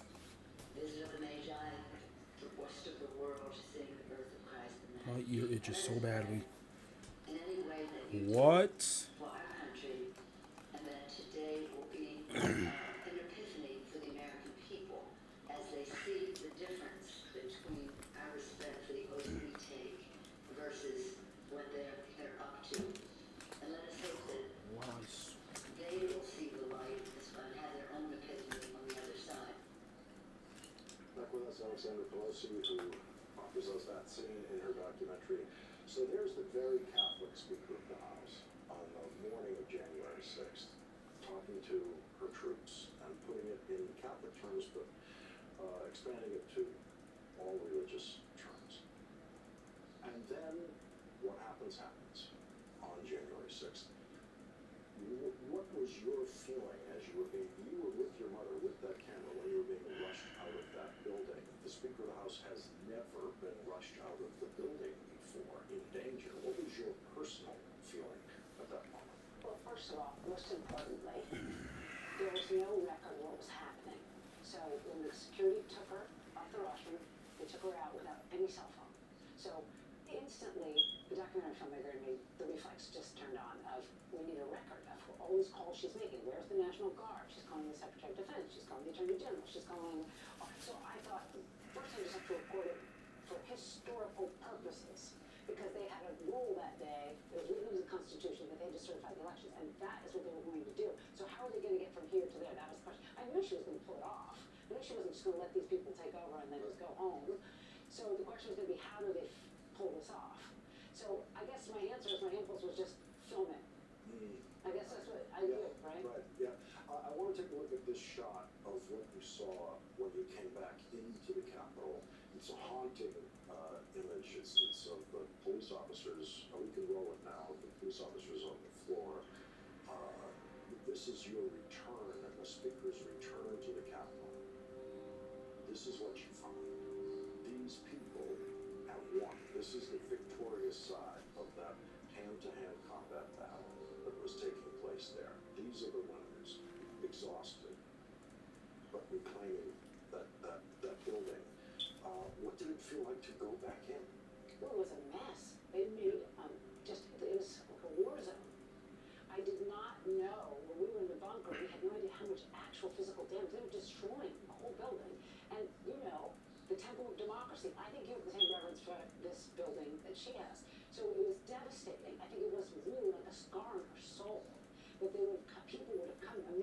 going to come in and destroy this building. It was really scary. So they built coffee mugs and mirrors and all everything, every drawer, every desk, everything was just, it was just like an earthquake had hit or something. And we see the speaker's determination when she comes back into that building, her immediate concern for her staff and what had happened to them and where were they hiding, all of that. I want to go to this story she tells, a story that she learned in Africa. Let's listen to that. I always tell this story. It was posted on a hospital in Africa, and it said, when one day I die and happily go to meet my Maker, and I go before him, he will say to me, show me your wounds. Show me your wounds. And if I have no wounds to show him, he will say, was nothing worth fighting for. And I'm proud of my wounds. So that's where I was fighting back tears on this film. You laugh, you cry, you learn. It is just an amazing journey, and it's her life from birth all the way up to her description of how she's going to feel when it's over. She's going to be proud of her wounds. Yes, thank you. I don't know how to top that. You've topped it with this film. It's only 2 hours. It's less than 2 hours, a little less than 2 hours. And it's stunning. The ground you cover is stunning. And it must have been the most painful editing process ever, because you had to cut out all this stuff. I mean, the first 50 years of her life go by, in a flash, right? And I mean, it must have just been a joyful agony in the editing room on this. For sure. Alexander Pelosi, this is the must-see film. It's on HBO, HBO Max. If you don't have HBO, come over to my house. I got a big sofa. You guys see this. It's absolutely mandatory. Alexander, thank you very much for delivering this to us and for joining us tonight. Thank you so much for having me. Thank you. And thank you for appreciating the film. Love it. Love the film. Not appreciate. Love. Coming up in tonight's Winner's Circle, Representative Katie Porter. I ain't in the Linux, dude. Secured a third term. She will join us next.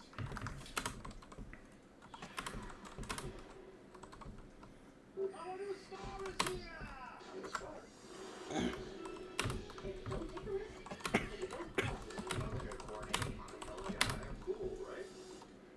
Right?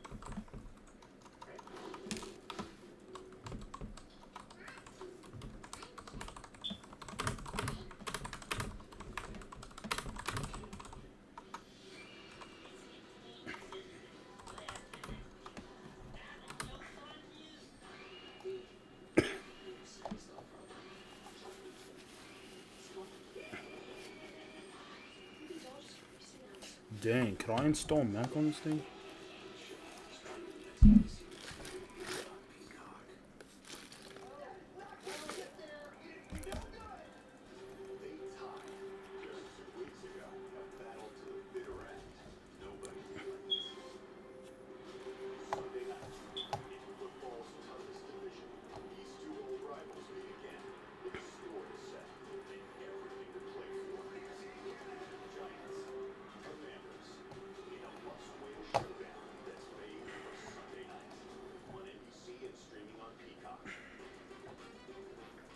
Instant online offers. That's Carson New Mountain. Cardinals.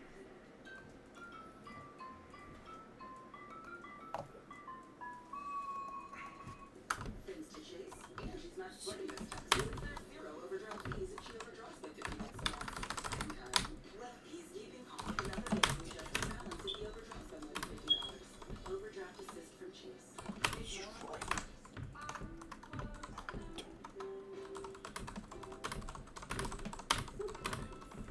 When it comes a little less, you love it a little more. Wayfair. Spend less, get way more.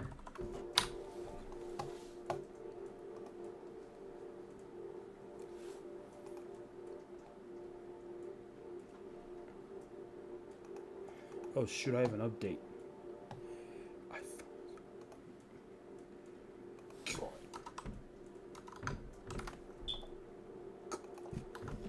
God.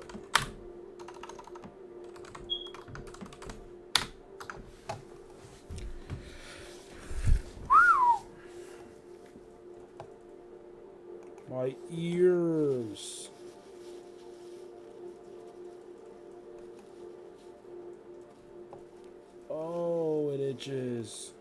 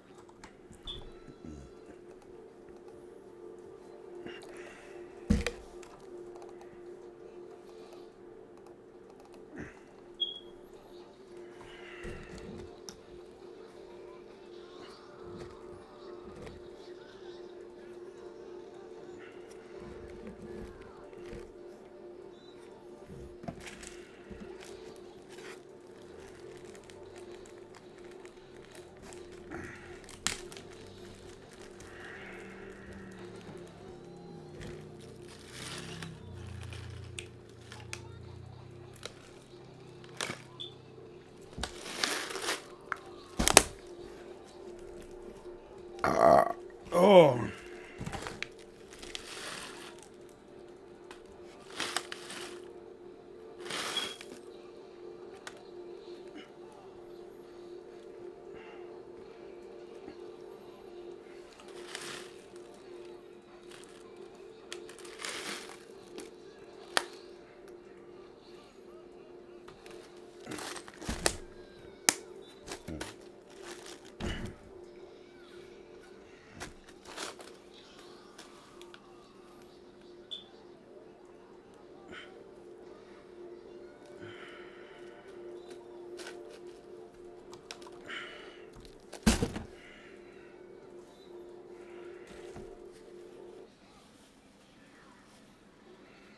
According to this chart, what is the biggest driver of inflation during the pandemic? The blue is the dark blue is the recent period. It would be corporate profits. And what is that percentage? It is 54%, and that number does stay that level high if you update that number to more recent numbers as well. So over half of the increased prices people are paying are coming from increases in corporate profits. Here is your brick. What? Your brick. Oh. So you did find it. No. Oh, yeah. Made more competitive by redistricting. Among her growing list of priorities is a bill to crack down on fraudulent campaign fundraising scams.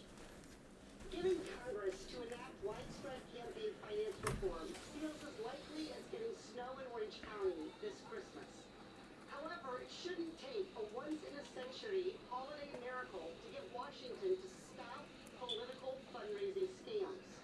Con artists are exploiting loopholes in our election laws by fraudulently misrepresenting themselves as collecting donations meant for sponsors and candidates. These scam acts actually use the money to line their own pockets. Joining us now is Democratic Representative Katie Porter of California. She's a member of the House Oversight and Reform Committee and the House Natural Resources Committee. Thank you very much for joining us again tonight. We always appreciate it. Could you tell us more about this scam campaign fundraising stuff that's going on out there? Absolutely. I see people stretching their dollars to contribute to campaigns, sending a couple dollars in when they can, trying to make a little difference in our democracy. And so when I see fraudsters who are often suggesting that they're supporting candidates, that they're supporting certain kind of causes, and then all of the money actually goes to line the pockets of consultants, that's fraud. It's ripping people off who are trying to simply support making change in our democracy and in our country. So my bill to stop scam packs is bipartisan. It's with Republican Dan Crenshaw, and I'm hoping to get it over the finish line as soon as I can. And if I don't do it this Congress, count on me to be back in the next Congress pushing for it. So I know in legislation like this, there's so many ways that scams work that it's hard to trap every one of them, within legislative language. But there's one that I see every once in a while. People will send me an email they got that includes my image, suggesting that I personally am somehow involved with or supportive of this fundraising attempt. And it's not just me, it's other cable news people end up in these things, and we have nothing to do with it. And it just... See, what is I'm that? just wondering if that's the kind of thing that you're targeting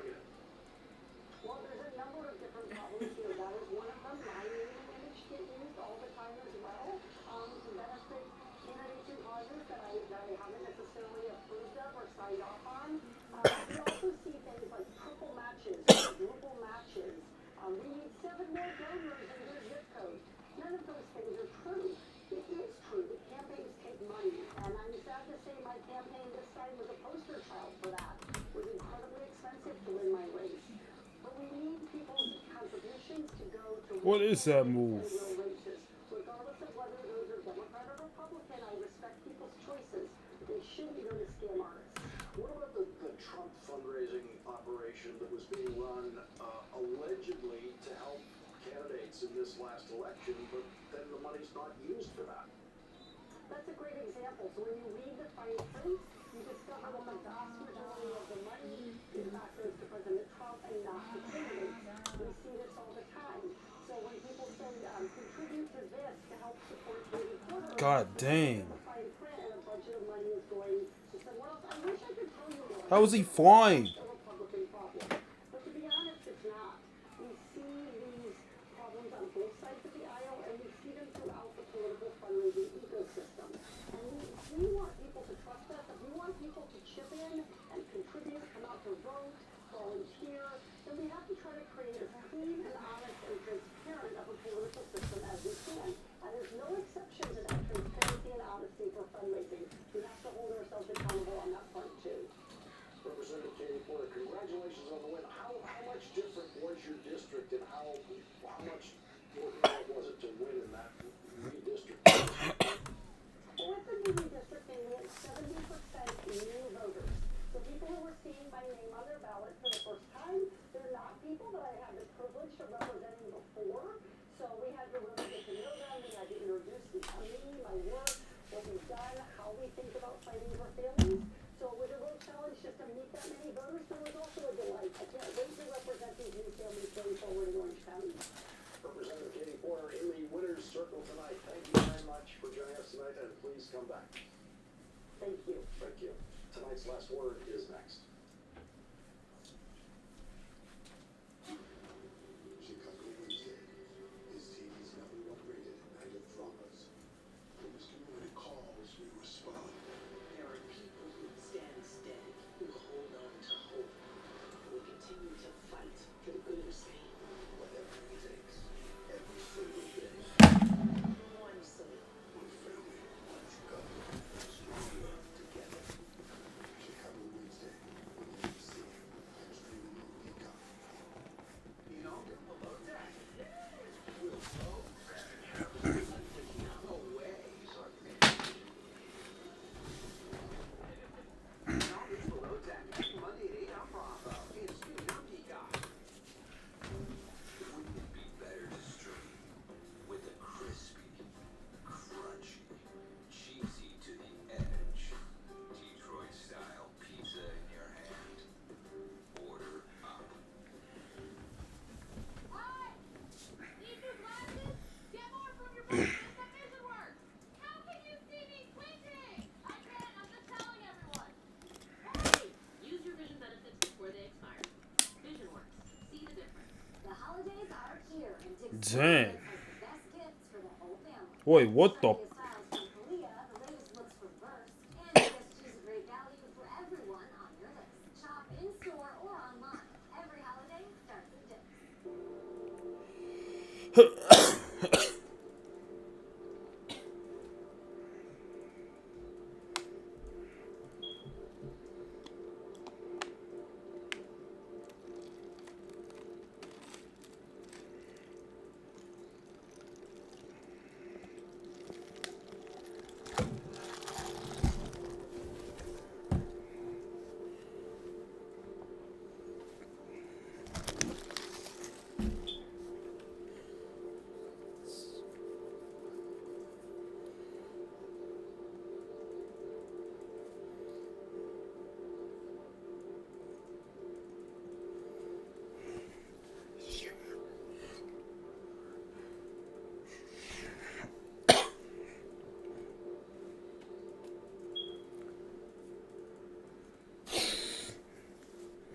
God dang.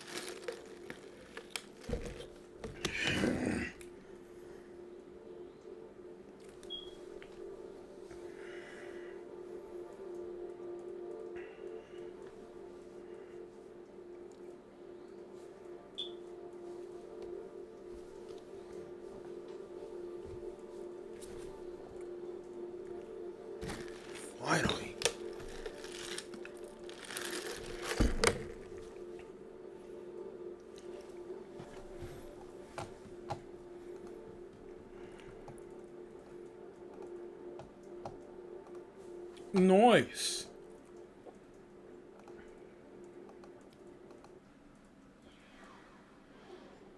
My name is Tamara Jora, and I'm in Form 4 here at Chihuahua Secondary School, and I'm 16 years old. My name is Wanda Sumune, and I'm from here. I'm 16 years old. Malawi is one of the poorest countries in the world, and one of the many things that the government of Malawi can That fast. provide is free public high school for everyone. So most kids in Malawi don't go to high school. Tamara and Monica are in high school in Malawi thanks to your contributions to the Kind Fund. Kids in Need of Desks is the partnership who created UNICEF and MSNBC to deliver desks to schools in Malawi that have never had desks and to provide scholarships for girls to attend high school. Tamara is one of 6 children in her family. Tamara was in her first year of high school when she was sent home because her parents could not afford to pay her school fees. So when I got back to home, I spent almost a week. One of my parents was still searching for the money, and I was missing classes, and it was so very, very, very unfortunate for me. And when I was selected, I was one of the students who be supported by the Kind Funds, and I was very happy because I knew that now my future is bright. I can see where I'm going, and I'll be someone in the future who will help my parents in other stuff too. And with Kind Fund, I found my everything I need. They provide us with school uniforms, school fees. As you can see me, I'm working smart. I know, yeah, because of the Kind Fund, and I'm happy and I'm very grateful and thankful. Yeah. Tamara is on her way to finishing high school and has high hopes for her future. When I grow up, I want to be an entrepreneur. Because here in Malawi, jobs are very difficult to find. There are millions of people out there in the outskirts of town, living with degrees, and they don't have even a job, like even working at the hospital. It's very difficult for them to find a job. So when I sit down, think about my future, I just feel like I should be an entrepreneur so that I can be with like a company and so that I can employ some other youths who are liking jobs I have now. Monica was also sent home from school when she was in her first year of high school.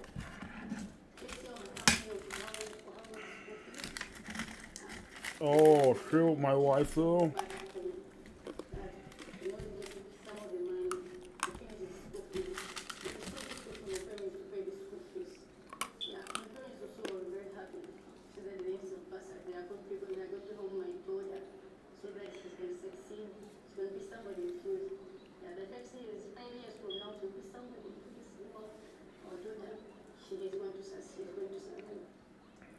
You can help girls like Tamara and Monica succeed by contributing any amount to the Kind Fund at lastworddesks.msnbc.com. No contribution is too small. Every dollar will help provide desks or send a girl to high school. You can make a contribution as a gift to anyone on your holiday gift list, and UNICEF will send them an acknowledgement of your gift.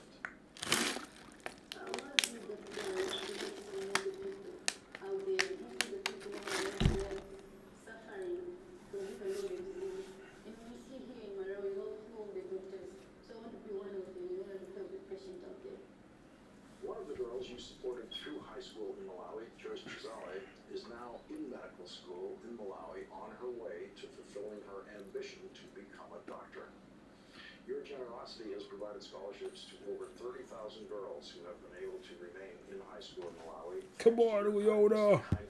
Why you play fool? Much more than just tuition fees. Your contributions also supply clothing for the girls, including school uniforms and shoes, as well as other basic needs, including sanitary supplies.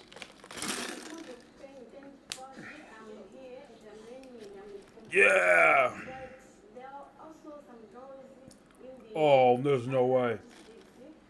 they are liking school fees and the learning materials, sanitary Oh, that's bullcrap.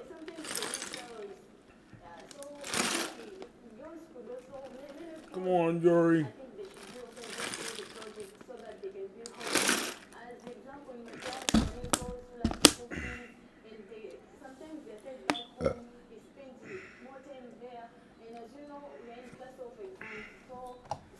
more time at home, we miss classes, we miss more. I think if girls should go, many girls should also be involved in our big group. Mara Chihuahua gets last word. The 11th hour with Stephanie Rule starts now.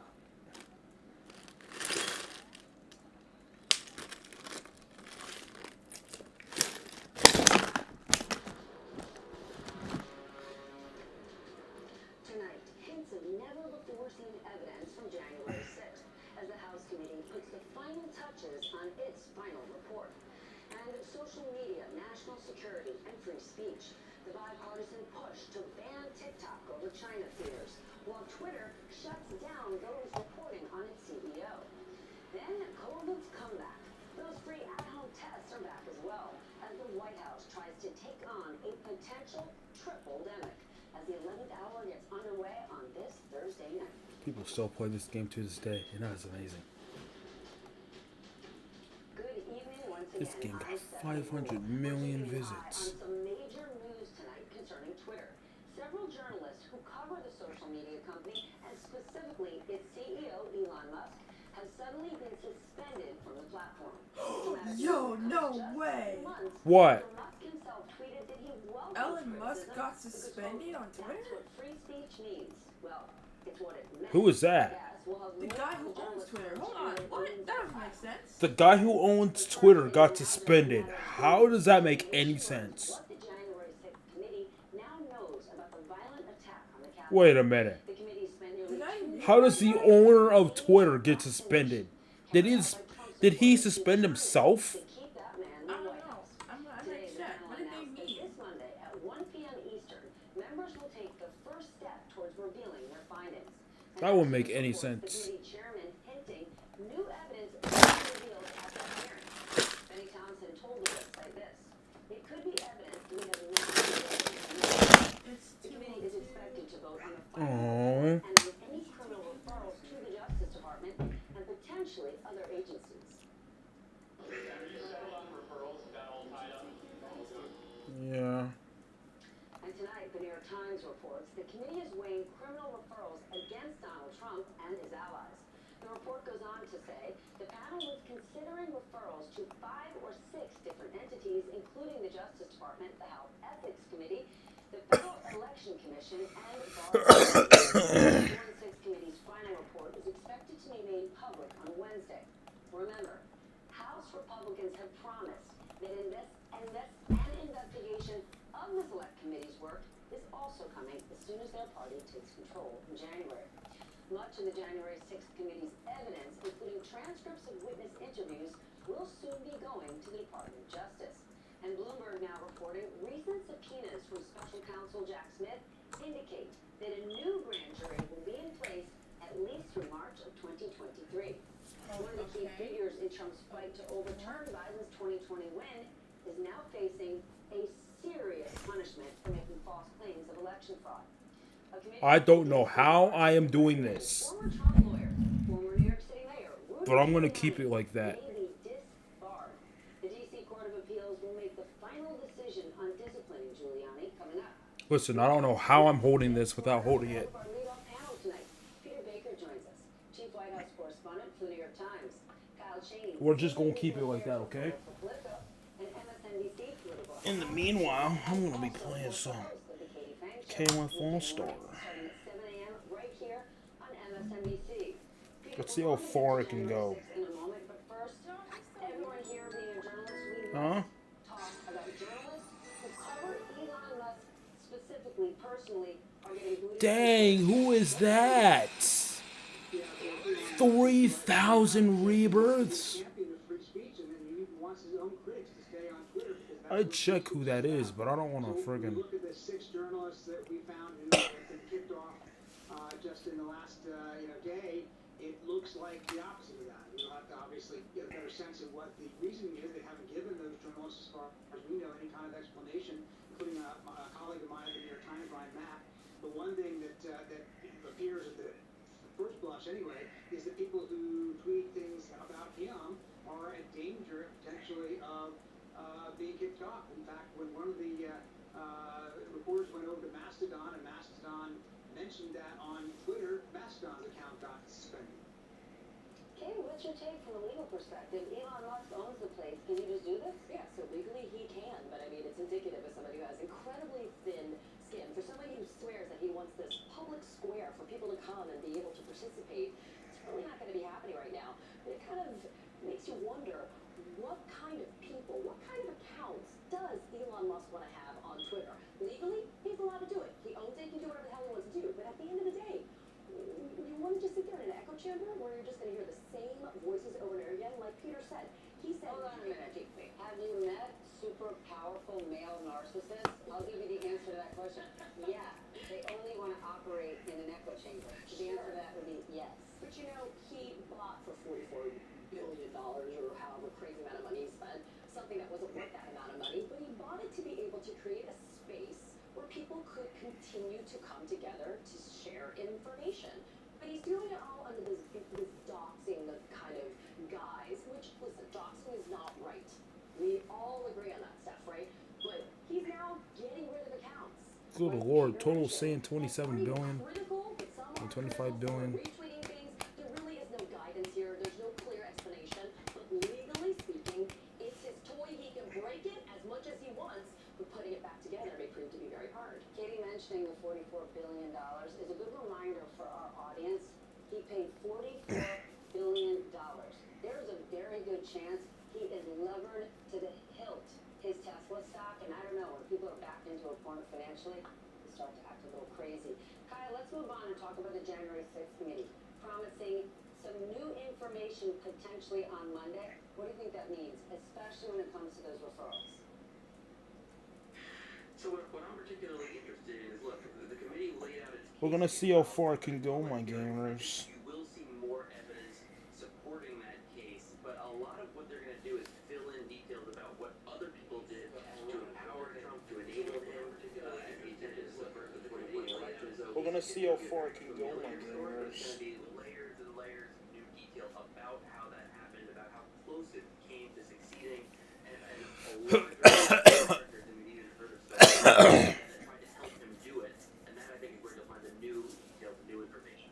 The committee has been working for almost 2 years. This report is supposedly 8 chapters long, and it's going to be released 4 days before Christmas. Kyle, is there concern from the committee that not enough people will be paying attention to this, given how hugely important it is?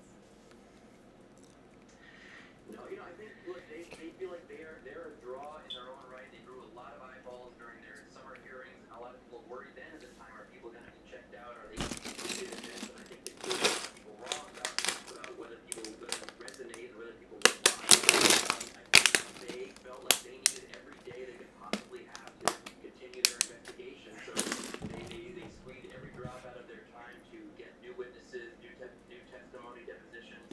And so this was about as late as they could go, but they had about 2 weeks till the Congress turns over, so I think they felt like they needed every minute they had. Peter, if Donald Trump is in these referrals, that is basically the committee saying that a former president and potentially 2024 candidate can and should be Impressive prosecuted. hunter. How significant is that politically? Yeah, I mean, it's political, of course, not legal, right? I mean, this is no legal matter whatsoever. The Attorney General is going to do what he's going to do. He doesn't really particularly care what Congress tells him because there's no legal standing. But as a matter of politics, of course, Does he have a chicken? It's a pretty important statement by a bipartisan committee, even though obviously a lot of Republicans are Good luck, guys. I have a freaking axe. I have the best shovel in the game. A riot or attack on Congress or even insurrection, depending on what words you want to use. And I think that has power, at least in the sense of a political statement. Yeah, that's why you commit die. What will it mean in terms of Merrick Garland? I think they're going forward at their own speed and their own pace, and they're going to make their own decisions. But one of the things that will be interesting will be the release, not just of the report itself, but at least 1,000 transcripts of interviews of witnesses who we haven't heard from. As Kyle said, we've only heard a tiny little fraction of the evidence that we collected. 8 hearings, we had, a quote or two from an individual witness here or there. They have literally thousands and thousands of hours worth of testimony. That's all going to come out in public. It's all going to be there for us to view. It's all going to be there for the Justice Department to view if it wants to. Katie, the special counsel, Jack Smith, is running 2 separate investigations. Trump's activities around January 6th and the documents case, the documents he had at Mar-a-Lago. I want to want to share what Neil Katyal said about both of these earlier today? Mar-a-Lago is a clean, open and shut thing. Everyone who's ever served in government knows that if they did what Trump did, they'd be in jail. It makes it a little harder to do January 6th on top of that. You're already going after the president for one set of federal felonies. It might actually lead a prosecutor to think Trump shouldn't be indicted for January 6th, when in the absence of that set of crimes, he would have been. Katie, do you think the DOJ could only decide to prosecute the documents case? Yeah. And it's a great point. I think it's critical for people to manage their expectations.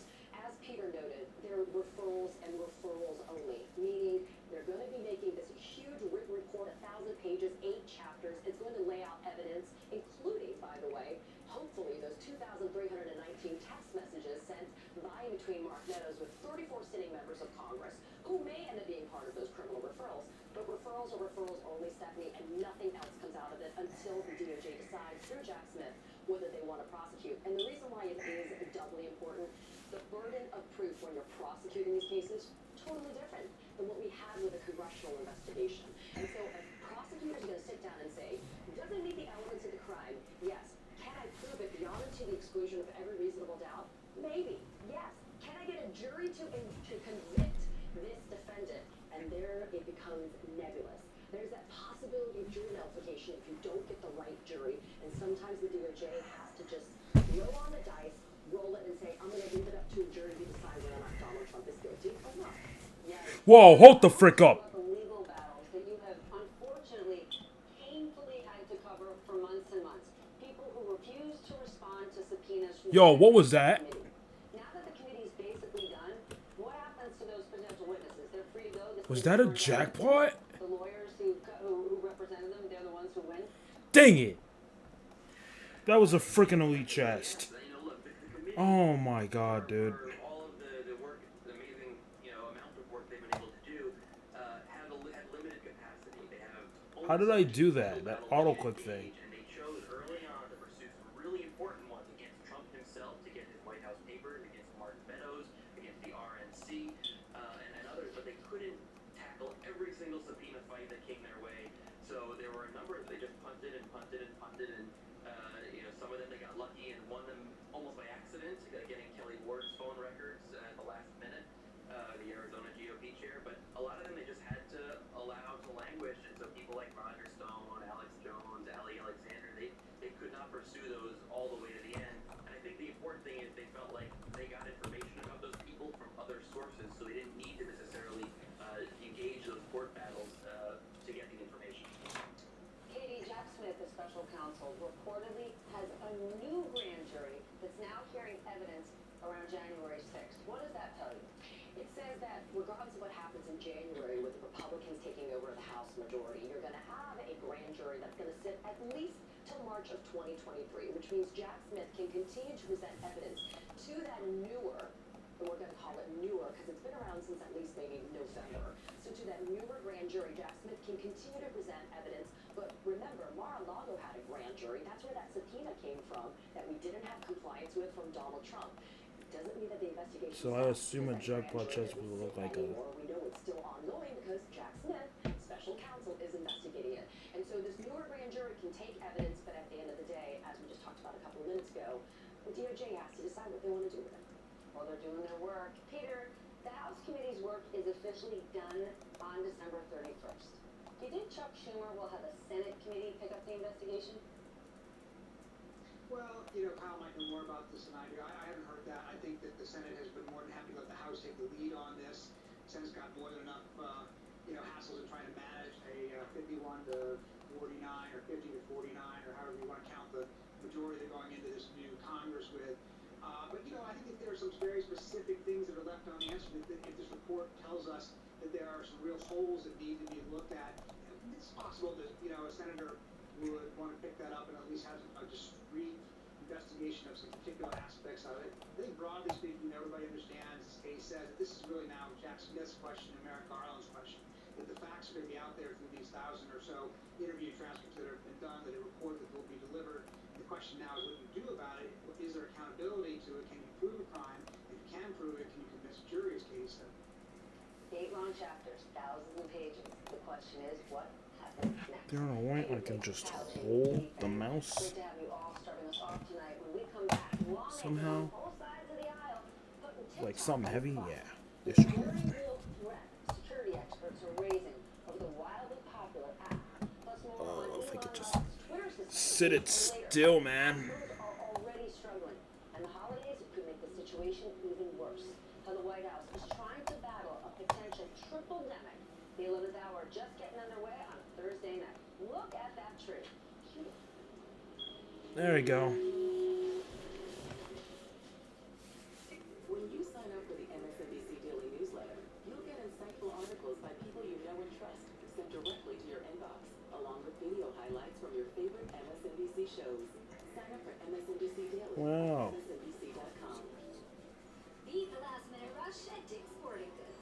Save up to $950 on select basketball hoops and 25% off select Hydro Flask drinkware. Plus, save on golf balls or grab a gift card. Shop in store or online. Every holiday starts at Dick's. Sound. Love a bit of sound. Expedia tracks the price of your flight and lets you know when it's best to book, so you can go and see more of all the world's sound. What will you do? Will you make something better? Create something new? Our Dell Technologies advisors can provide you with the tools and expertise you need to bring out the innovator in you. This song reminds me of taking very gross medicine.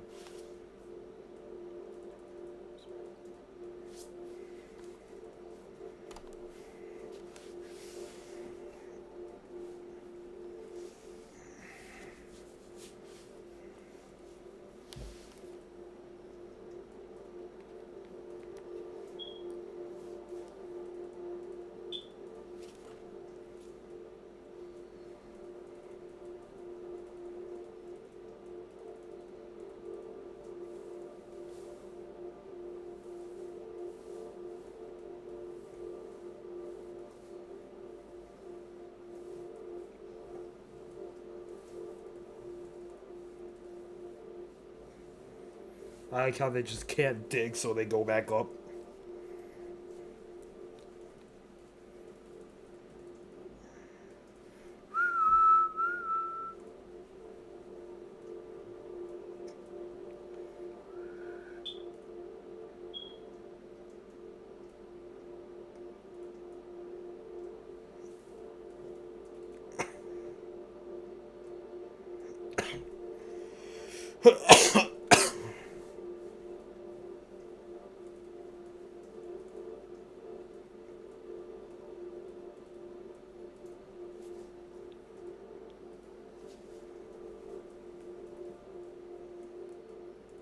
What was that?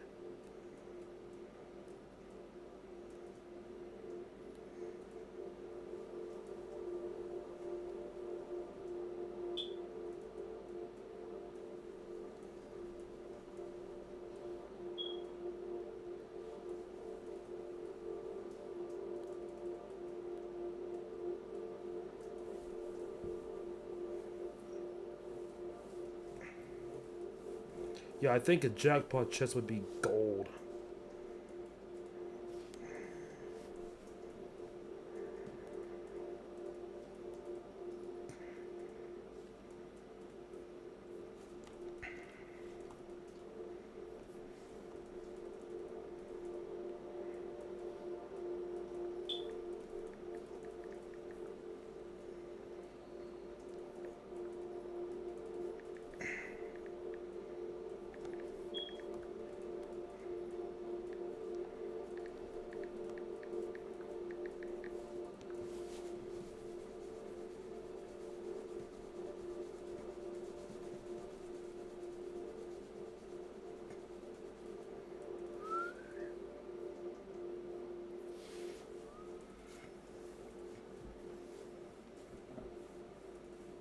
So the jackpot chest is literally just a normal...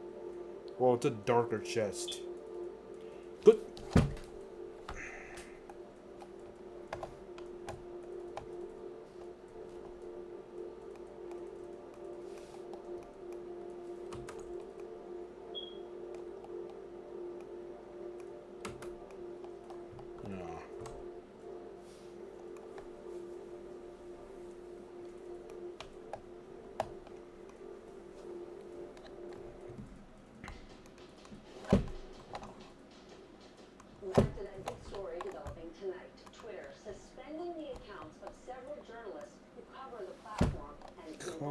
frick on, dude. The suspensions all happening abruptly in the last couple of hours.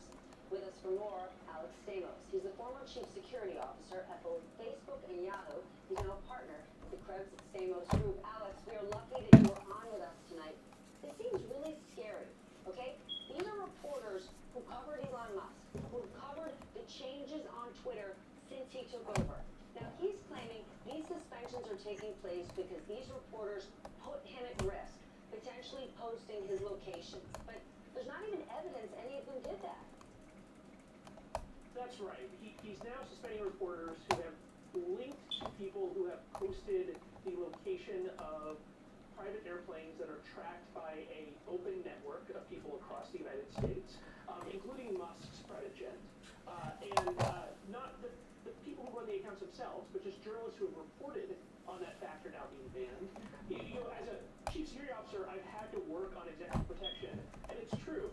CEOs of big companies have legitimate security concerns. They get lots of death threats. They always worry about their kids. But there's absolutely no evidence that the accounts that were posting the movements of his jet, and especially these journalists, did anything to put his family at risk. In fact, the example he brought up was a run-in with somebody in Los Angeles where people figured out the exact location of that video, and it was absolutely nowhere near an airport. It had nothing to do with it. So this is pretty clearly just a cover for him to start to make really difficult decisions about the journalists he wants to be able to lead, and to kind of throw an elbow at all of media, because, as you know, the modern media is really kind of addicted to Twitter, both for getting clicks, and a lot of journalists spend a lot of time there getting stories, finding sources and such.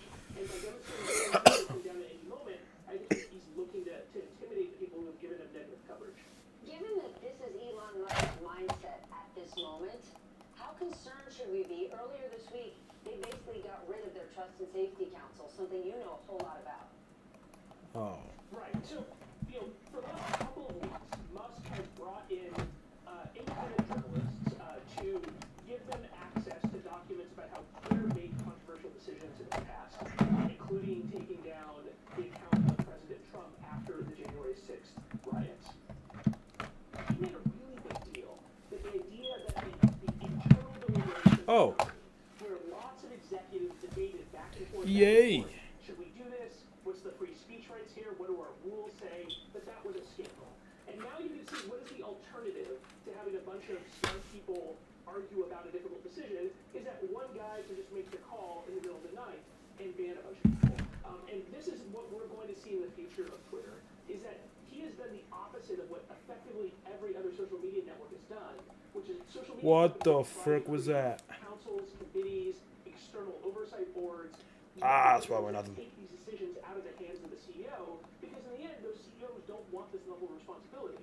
What Musk has done, he has spent $44 billion to make himself the most important decider of who speaks in the planet, and he's advertised that out to the world, including to America's adversaries, countries like China, that have manipulated Twitter in the past and who have lots of leverage over him. So I think there's a specific decision here, which I think he made a mistake, and it really demonstrates the risk to U.S. journalists and people who might disagree with Musk staying on Twitter. But I think in the long run, What was that? trying to adjudicate speech when he has economic interests all around the world, including in autocratic states like the People's Republic.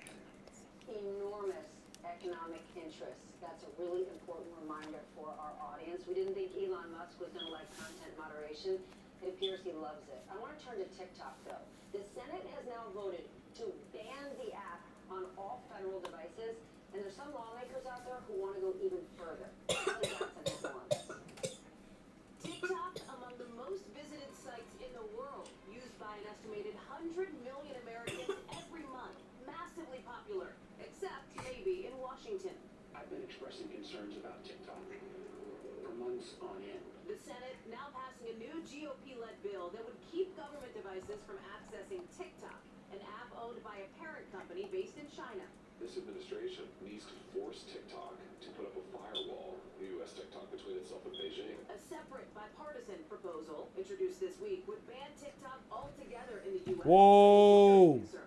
Neither bill is likely to become law this session, but it all highlights the growing push in government. A dozen states, including 2 more today alone, forbid TikTok on some or all employee devices. We do security concerns, at least from the FBI's end. TikTok has said it does not store U.S. user data in China and does not share information with the Chinese government. It's negotiating a deal with the Justice Department to address security concerns. The legislation that you've seen in the states and in the Senate doesn't actually solve any real problem at all. We've been working with the federal government on a solution that we believe solves any perceived problem with TikTok beyond a shadow of a doubt. Alex, people don't like to think this thing is dangerous. They love the dance videos, the cooking, the makeup. How big of a threat is this company? Yeah, at this moment, there's not a lot of evidence that TikTok is a huge threat, but I think it does indicate a number of risks. So the first interesting thing is that TikTok is the first Chinese company to just beat the American social media companies at their game. TikTok built a product that had a better user experience, a smarter algorithm for showing people videos, and they really found an audience in young people who create all this content. I just last week asked my students at Stanford to raise their hand if they had TikTok on their phone, and like 80% of them did. Was that the jackpot chest? Paying attention were lying. It is Was that seriously the jackpot chest? Wait. people under 25 or so. Was that the jackpot chest? Concerns about what data they have, but I think longer term. Wait just a frickin' minute. Is that TikTok, unlike say a Twitter, Was or that the Facebook or jackpot Instagram, chest? is all algorithmic. It has very little to do with who your friends are, who your physical social network is. TikTok decides what videos you see. And so if you consider the fact that the Chinese government has really invested in their Was that the jackpot chest? languages other than Chinese, especially because of the COVID crisis and the desire to shape the narrative around COVID, then you have to really be concerned about because they've influenced TikTok into changing the ways that people consume news, Was that? especially young people, and slant it towards a Chinese threat. TikTok is feeding us the videos that they choose, and we are swallowing it hour by hour, day by day. Pay attention, folks. Alex Damos, I'm so grateful that you're here listening. Really, really important conversation. Thank you. Oh no, that was the golden chest. Was that the jackpot chest? The House of Representatives. I thought that was a jackpot chest for a minute. I was about to say, I didn't give you crap. What to expect from a broken government when the 11th hour continues. This is the sound of this season's favorite gift. Right now, Omaha Steaks is offering the favorite gift package. That includes 4 of our famous pork tender filet mignons, 4 air-chilled boneless chicken breasts, burgers, franks, sides, desserts, and more. All for just $89.99. That's 68% off. Order now to include 4 more burgers free, and we'll deliver in time for Christmas. This exclusive deal offer is our best of the season, and it won't last. Order today at omahasteaks.com/TV. This, wow, already. It's been viewing. Happy to good. Oh, and there are more gifts inside. You got me to head up this way. It's a massaging. Whoa. I've never been this deep. This year, give the gift of technology in every Buick SUV. It's the holidays. Get 3.99% APR and no monthly payments for 90 days. I can't see where I'm going. Getting healthcare. A big moment for your employees. And a big moment for you. And it all happens thanks to the experts at Paychex. When you track hours for dozens or thousands of employees, the Paychex suite of payroll solutions can handle it all. And when you have better things to do than stay up to date on the latest regulations, Paychex can help with that too. I know that wasn't the jackpot chest that I just freaking. HR, benefits, and insurance. Sign up today for 2 months free at paychex.com/future.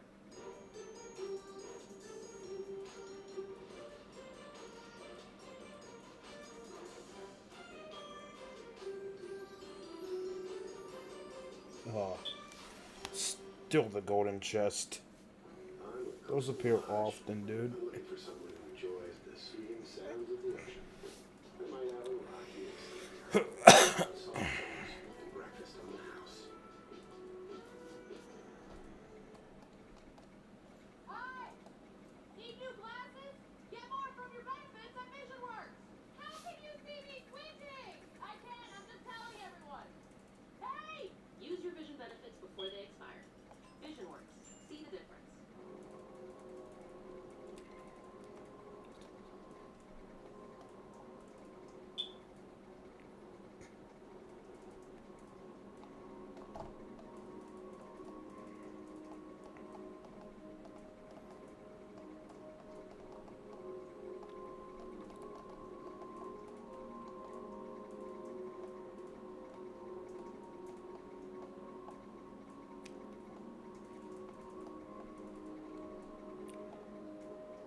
There it is.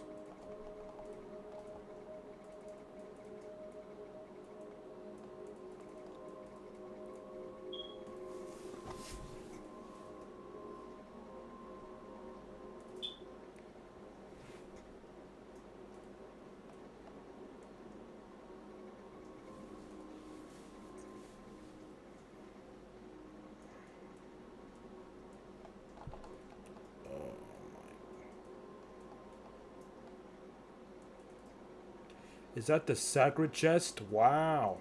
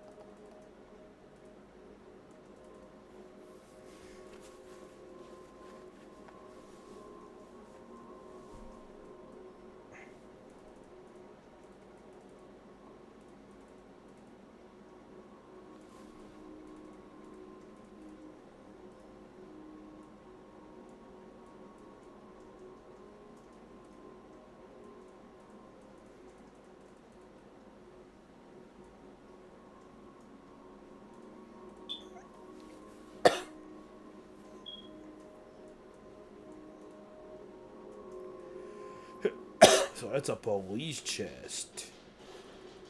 And so, here we are. This may be the last time I see you in this way. I'm not sure, maybe next week, depending on when we're here. So I'm very proud of the work that we have done. I salute the President for his tremendous leadership. Without him, of course, we would not have had all these successes. Whoa, whoa. What was likely her last weekly news conference as Speaker of the House this morning.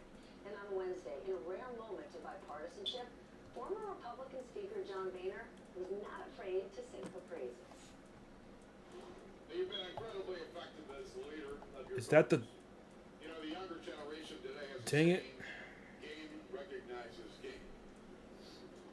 And the fact of the matter is, no other Speaker of the House in the modern era, Republican or Democrat,